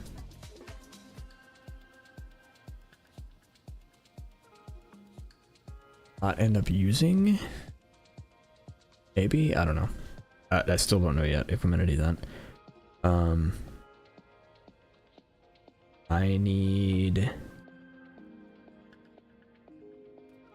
a spell that hits multiple times. Mana Tempest is not what I'm looking for. Cast while channeling, cast on melee, cast on shock, cast on melee stun, sorcery ward. Digital of power. Wait, cannot get. Wait, sorcery ward. What?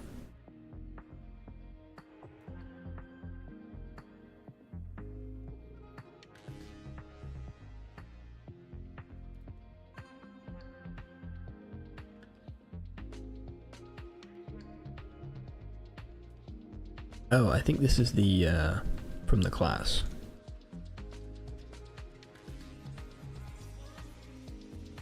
Ember Fusillade, I think, might be really cool.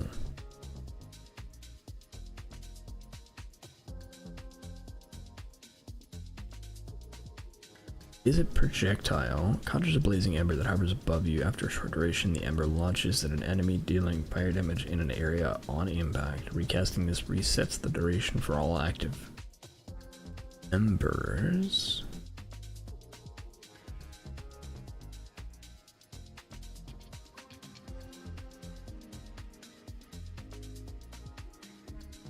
I do want to try this. I do want to try Ember Fusillade, so I will end up doing that for sure.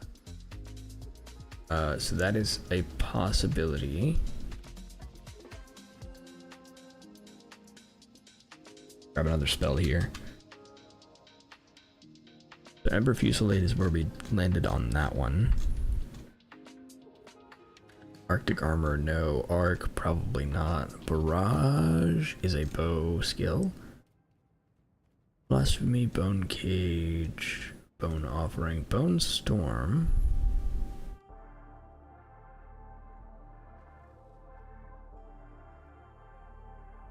Up, no. Comet, no. Dark Effigy, no. Despair, no. Detonate Dead, no.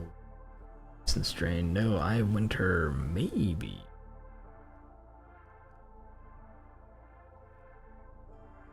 Fireball, probably not. Firestorm, if we can have more than one copy of an ability, honestly, having a self-cast Firestorm could be good. Flame Wall, Flame Blast, Freezing Mark. Could be good. Frost Bomb, Frost Wall, Frost Bolt, Herald of Ash, Hex Blast, Ice Nova, Lightning Bolt, Lightning Conduit, Lightning Storm. Lightning Storm is another, like, very possibly great ability for me. Which might pair super well with Mana Flare if I don't want to put it here. So this would make Lightning Storm like a second Firestorm if I put Mana Flare on it. It could be a weird Firestorm, but it would be another one. Spell.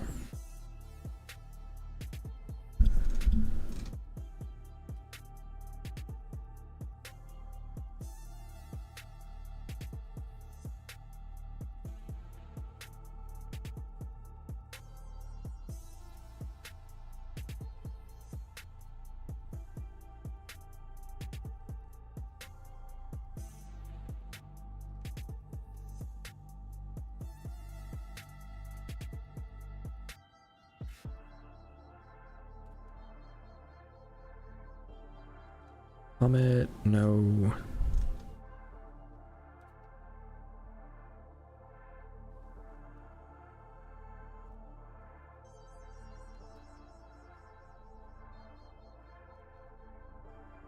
Lightning Warp, no. Orb of Storms, no.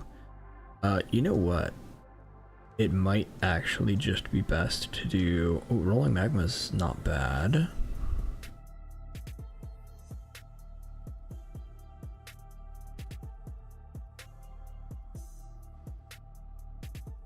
That's a really interesting mechanic. The number of bounces is refreshed when passing through a flame wall.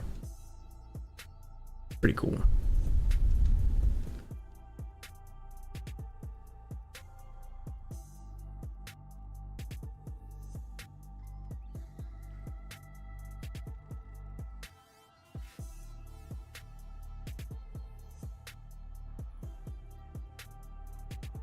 Volcano, maybe, but I need to play with it first to see if I want it, because it's a channeling skill, and I don't know how much I want to do a channeling skill. All Lightning, I think, is also going to be super good for self-cast, cast on crit.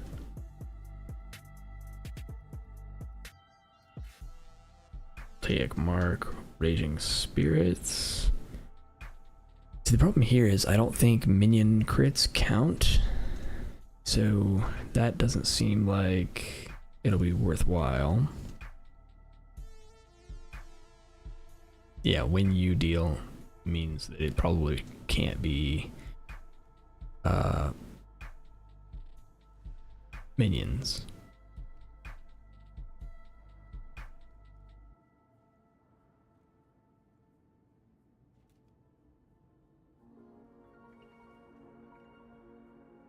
Invocation, I think, is probably super good.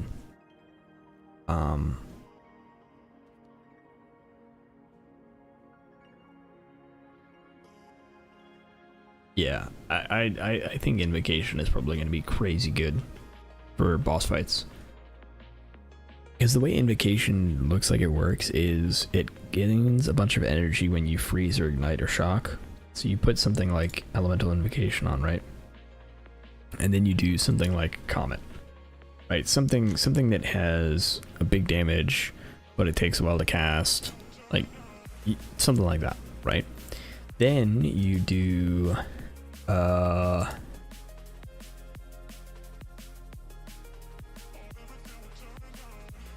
maybe Spell Echo.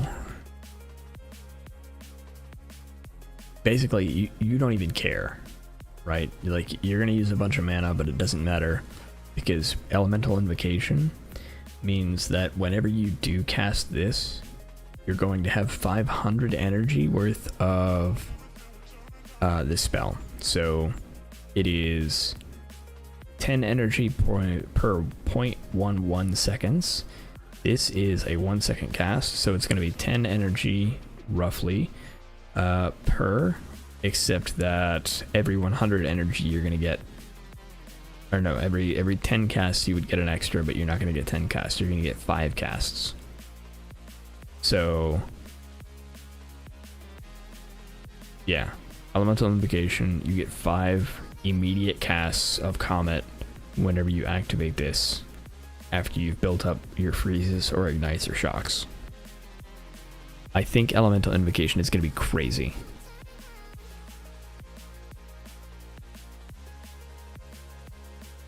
Like instant freeze a boss. Just, here you go, instant freeze to start the fight.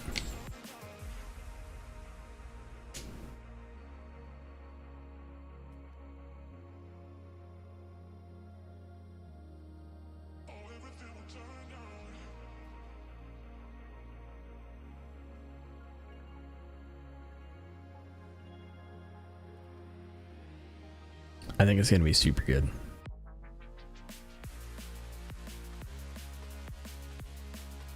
I really want to see how good Ember Fusillade is. Like that spell seems super interesting to me, because it seems like what is it called? Volatile Dead is the spell that it reminds me of, but it doesn't require a corpse. So you now have an orb that's going to shoot off. What's even cooler is I'm not going to be shocked if this spell has some kind of unique mechanic around it. Like I would not be shocked if there's a unique item that interacts with Ember Fusillade. Because the only thing about Ember Fusillade that I don't necessarily love is the duration reset. So Ember fired in sequence, hover duration is 1.3 seconds, can accumulate up to 10. So I don't know what happens when you cast the 11th one. So what I understand this as is you have, every time you cast this, it keeps whatever you have above you for the duration again. So if you have one ember, it's going to stay above your head for 1.3 seconds, and after 1.3 seconds it's going to fire off at something. Okay, cool. If during that time you cast a second ember, you will now have 2 embers, and they will last 1.3 seconds before firing off, and that like gets reset every time you cast a new one. Okay, that means that each time you're casting, you're delaying your damage, but it also means, gonna DM you my idea and then I'm gonna dip and sleep. Thanks for joining, Bright. Appreciate you. But yeah, so every time you're doing that, you're delaying your damage, but you're also getting more damage because you're getting a bigger sequence. So what I think is going to be happening is like, I don't know what happens when you cast the 11th. Like if you cast 10 and you have 10 above you, what happens if you try and cast again? Does it just fire one of them off, or does it fire the whole barrage? Because if it fires all of them, then it's going to be really cool to like just build up a bunch of embers. Like this might actually become my cast on crit loop, because it's that cool. It won't, because it's too hard to do. Like it doesn't hit multiple times, so it can't loop itself, but it might be a good companion for Firestorm. Who knows?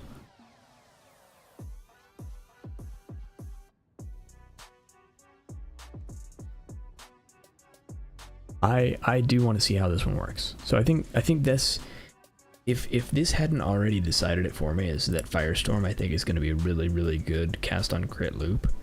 I think Ember Fusillade might actually like lock it in for me, because if I'm already building like a Fire Mage kind of build, then I get to test Ember Fusillade, and that I think is going to be a really cool spell, and a spell that I'm going to really enjoy. So yeah, I think that's where I stand there.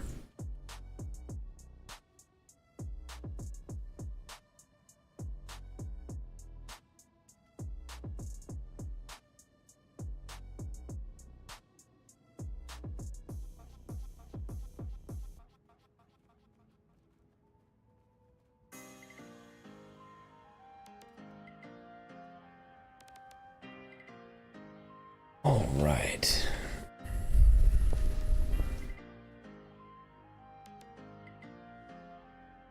Let's see. I'm gonna take a look through the classes again and see if I see anything that's actually got some chaos damage potential or damage over time. Because I think Acolyte of Sheola doesn't actually have a dot synergy at all. Be Grasp of the Void, but that it's I don't know. It also doesn't work with what I'm trying to do, because I'm trying to do a Spirit Reservation thing, so never mind. This one doesn't work because it's with hits, so that doesn't work at all. So yeah, Acolyte of Sheola is definitely out. Invoker is out because it's not an elemental damage type. We're going straight for Chaos. So those two are out. Stormweaver is out for a very similar reason. We're doing damage over time, so that means we don't do hits, so we can't do like Shaper of Winter or Shaper of Storms, because again, damage over time isn't a hit. And then we can't do Elemental Storm because we can't critically hit, because we're doing only a damage over time.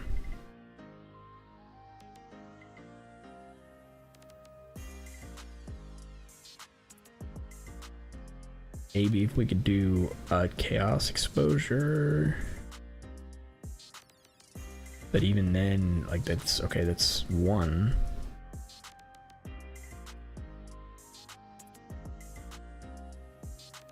Yeah, it's not great. Chronomancer.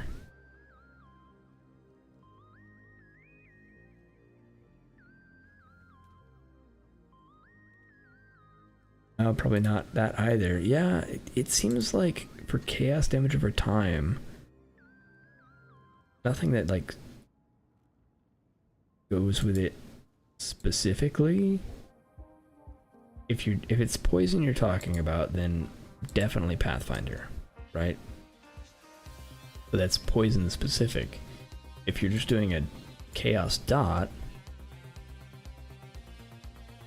I don't know, it seems like nothing really goes with it. Is it Blood Mage? Versus have infinite duration. How does Decaying Hex work?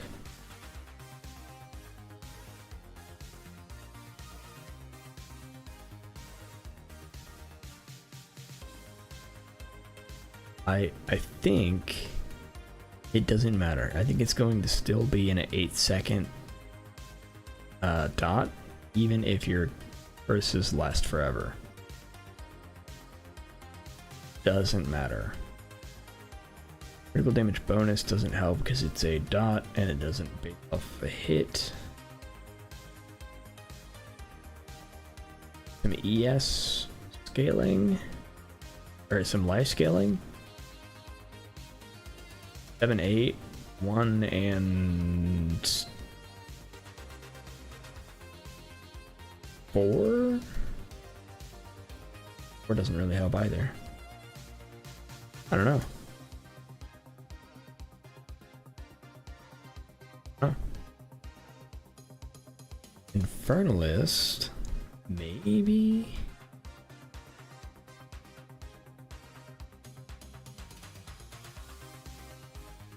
Form, boosting the power of your spells.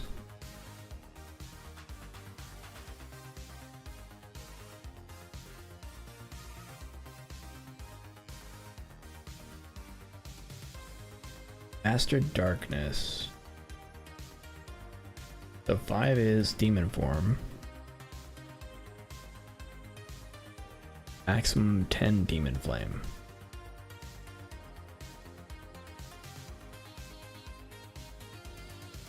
Oh, I see. So you max out and then you just stay a demon.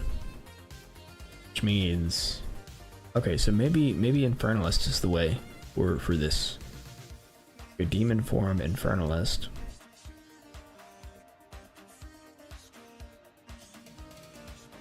Don't care about Ignite or fire damage or Infernal Hound. Critical damage. So then you take Altered Flesh and probably Baydet's Gaze to get some extra mana, maybe. If you get some extra mana stacking, possibly you can do something with that.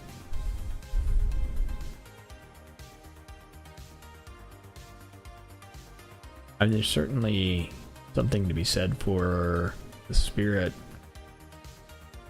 over here in Baydet's Will. Definitely need 5 and 6, so you can only choose one of these.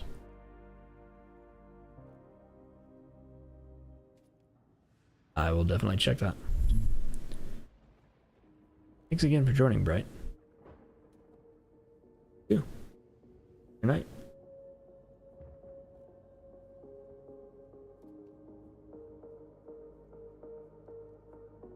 Yeah, I think Decaying Hex.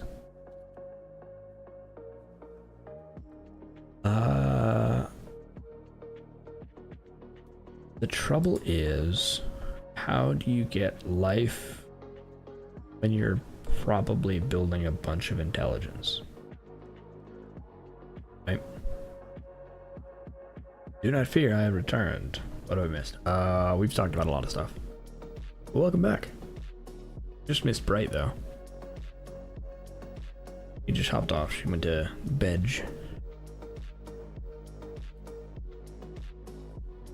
I'm trying to think my way through. So I've decided that I'm probably starting Blood Mage. Like I was split between Blood Mage and Invoker, or the cast on crit loop, or the possible cast on crit loop. And the reason here is, while Invoker has some powerful stuff for like Spirit and more energy from meta skills and critical hits ignore things, I can make up for these things with equipment and passive skills. What I can't make up for is base critical chance being set to 15%.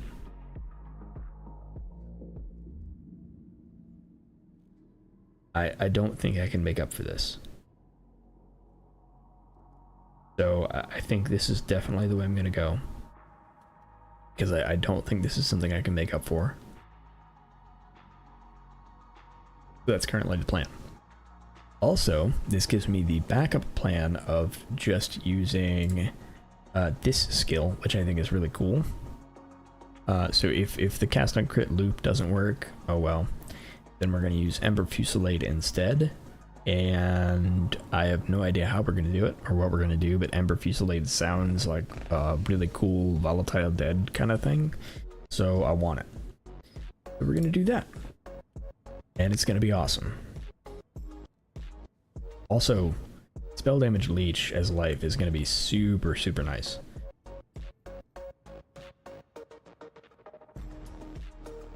That's the charge and then shoot. Yeah, it is. You charge up to 10 and then it shoots off and it's a bunch of different people. That's for spells on top of it because Monk is physical. Monk is not necessarily physical, because this is all critical hits. These are all just energy. So like there's this, but this would be spells and physical, if that's what you're talking about. But like these extra damage things, I wouldn't even take, so it doesn't matter.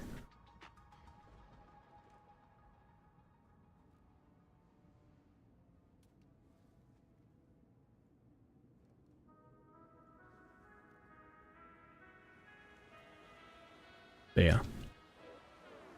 I think we're going Blood Mage. But what I was looking at is if I wanted to go, like now that I've decided that, if I did end up going with a Decaying Hex build, I think I would go Infernalist.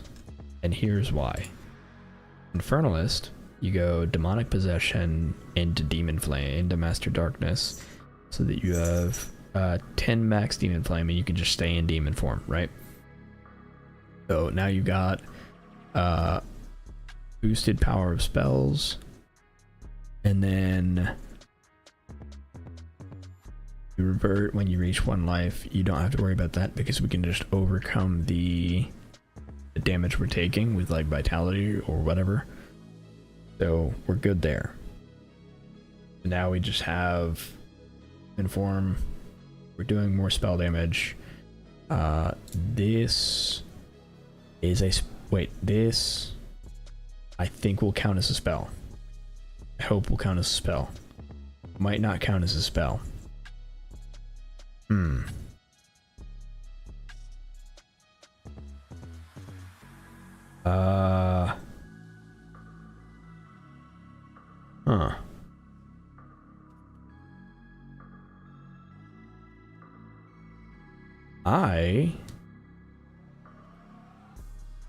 I need to know if that's a thing.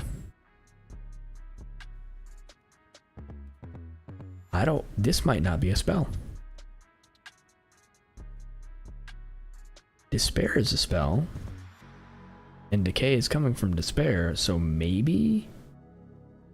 Does meaning because spell crit base? Yes, yeah, the spell crit base is I think what sold it for me on Blood Mage, because base crit chance for spells it's too good.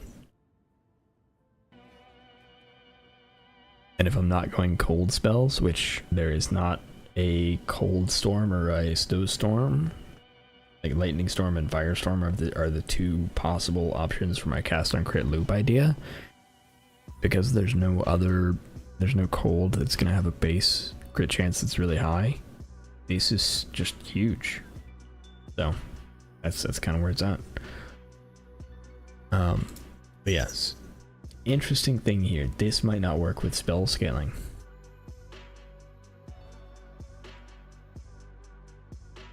That'll be interesting. Decay might be bad again. Oops.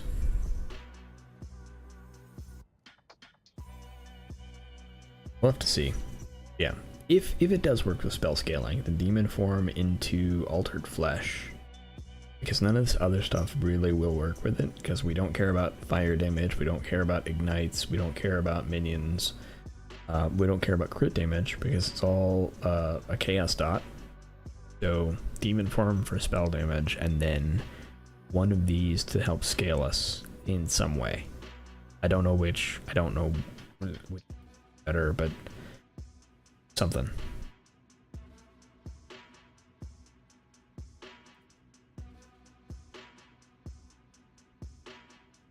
Decaying Hex itself won't, but Despair will, so should be enough.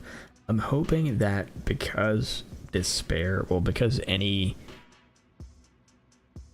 curse is going to also be a spell, I'm hoping that Decaying Hex will also gain from spell modifiers, basically. It does make sense, because like this spell modifier would modify this Decaying Hex, so good there. One of those things we're gonna have to get in game, because it might be one of those weird situations, like RF doesn't benefit directly from spell damage, right? Even though it kind of should. Oh, okay. Normal Righteous Fire doesn't benefit from spell damage. So it might be one of those odd situations. Yeah, I think this is probably the way I would go with it. Gemming Legionnaire being the second choice. Should be fine because it's based on infer damage anyway. My worry is what is good damage. Like, we don't know what good damage looks like yet. And so we have to find a way to scale that damage. Because, okay, well, if we get like 1,000 int, if it's 10% of int damage or 30% of int damage, that is 100 damage per second or 300 damage per second, and that number on its own isn't great. We need a way to scale it, and if it doesn't scale with spell damage and we can't crit with it, then we have to find other ways to do it. It's not a poison, we can't stack it, you know. At least leveling it, you can pick which stat you will want. Yeah, true. So this might be the way to go still for it. But I think that one's going to be hard to scale. So I'll probably try it in game just because I want to try it and see what it's like.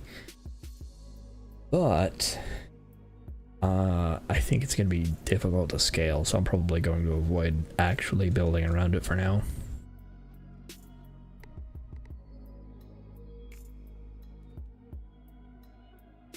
Yeah, I think that's the decision then. We're gonna attempt a cast on crit Firestorm Blood Mage.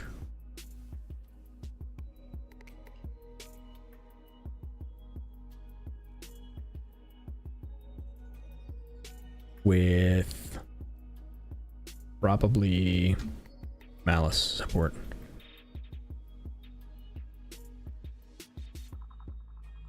Or really just any way to inflict critical weakness, because it doesn't matter how we do it, inflicting critical weakness is really what we want to do.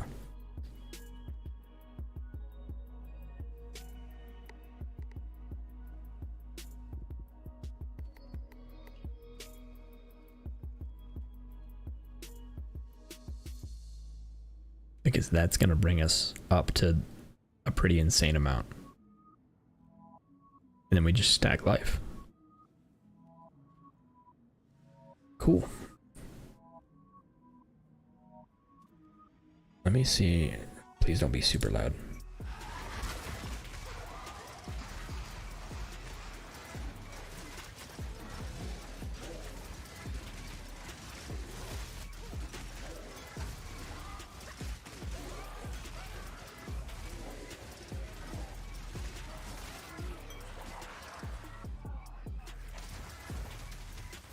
Discipline isn't something we're going to be able to get anything out of. That's okay.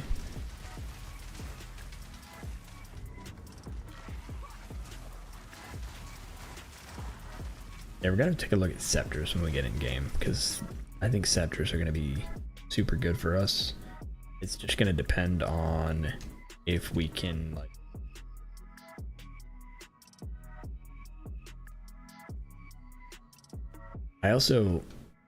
I'm a little sad. I might still try to use it. Who knows? But I want these gloves so bad. I think Electrocute's gonna be a super, super cool. Vulnerability looks really cool. Yes, it does. 100% agree.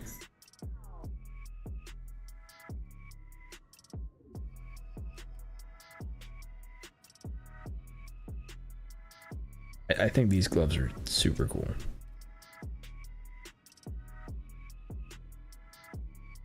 If there is always 5 slots for a gemmer, and limited to how many a character can have. So the way it's going to work, and they've talked about it a little bit, but essentially you're going to find skill gems of different levels. So the uncut skill gems that you turn into skills, you can find those at different levels, and then you turn those into skills. Now what you can do is, as you find higher level skill gems, those higher level skill gems will have more support slots available. And I think it starts with 3, or it starts with 2 support slots, and then builds up to 6 or 5. Sorry, not 6. So all of them have the capability to have 5 support slots.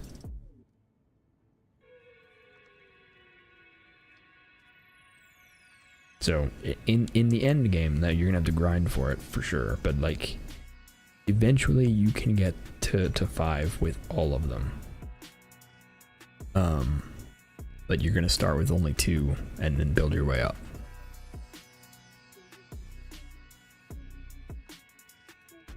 Each item only has 1 skill slot. Items are not linked to skill slots. Each character has a specific set of skill slots. So your skills are totally separate from your equipment in POE2.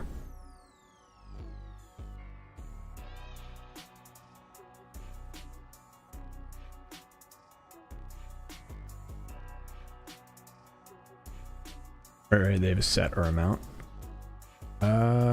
Okay, so I think I get what you're saying. So, the skill slots that each character has, that is a set.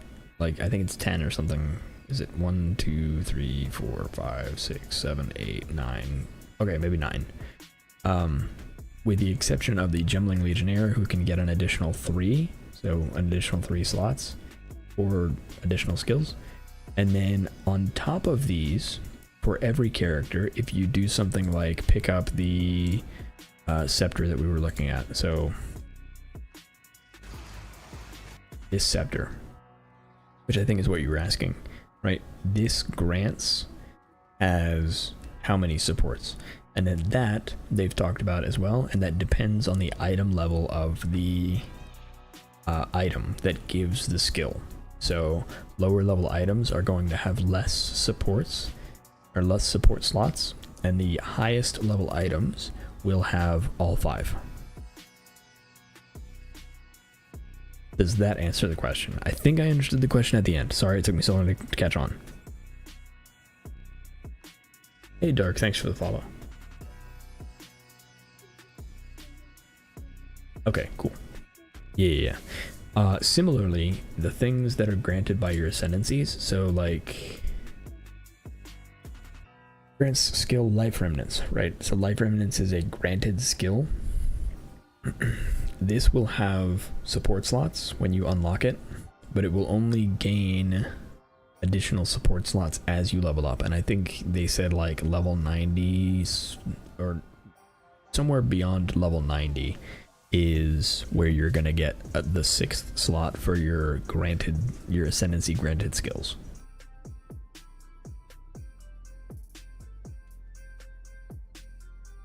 You're not terrible at explaining. It's just it's hard to communicate some ideas sometimes. So that's why I tried to clarify.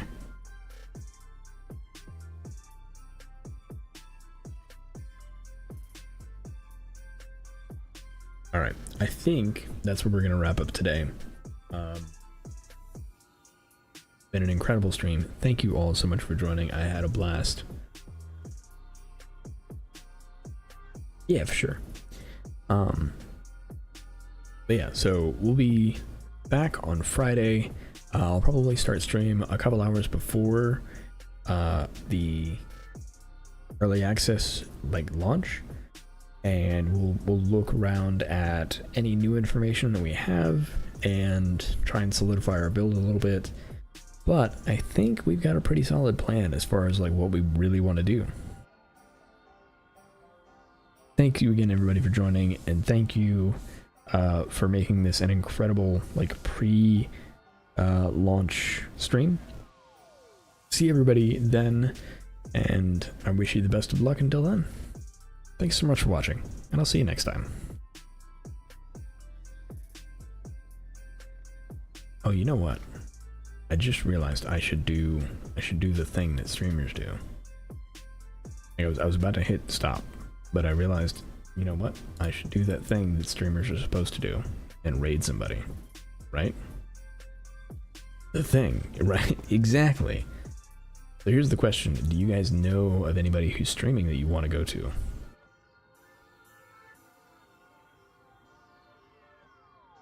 Let's see. Who do I know that's going?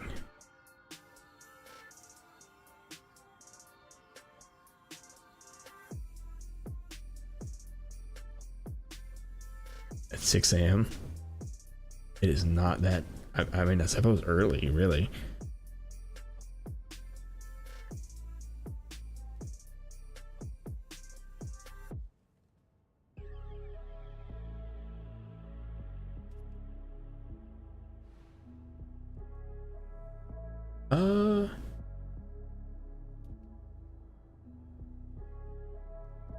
Let me see if Lokatai is going. Rated him earlier, and he seems like a cool guy. See if he's still going.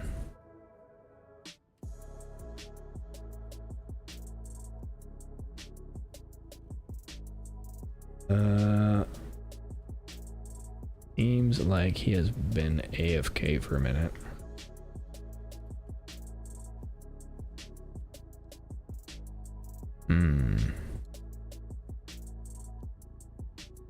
Anybody else doing POE2 things?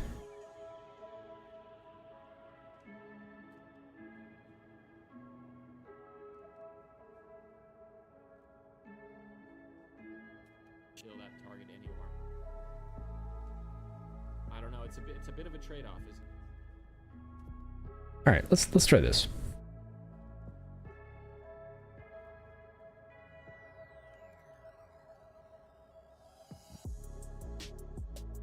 All right, we're gonna do hype pseudo. See how he's doing. He's Theocrypt and Invoker, so let's do that. How about that?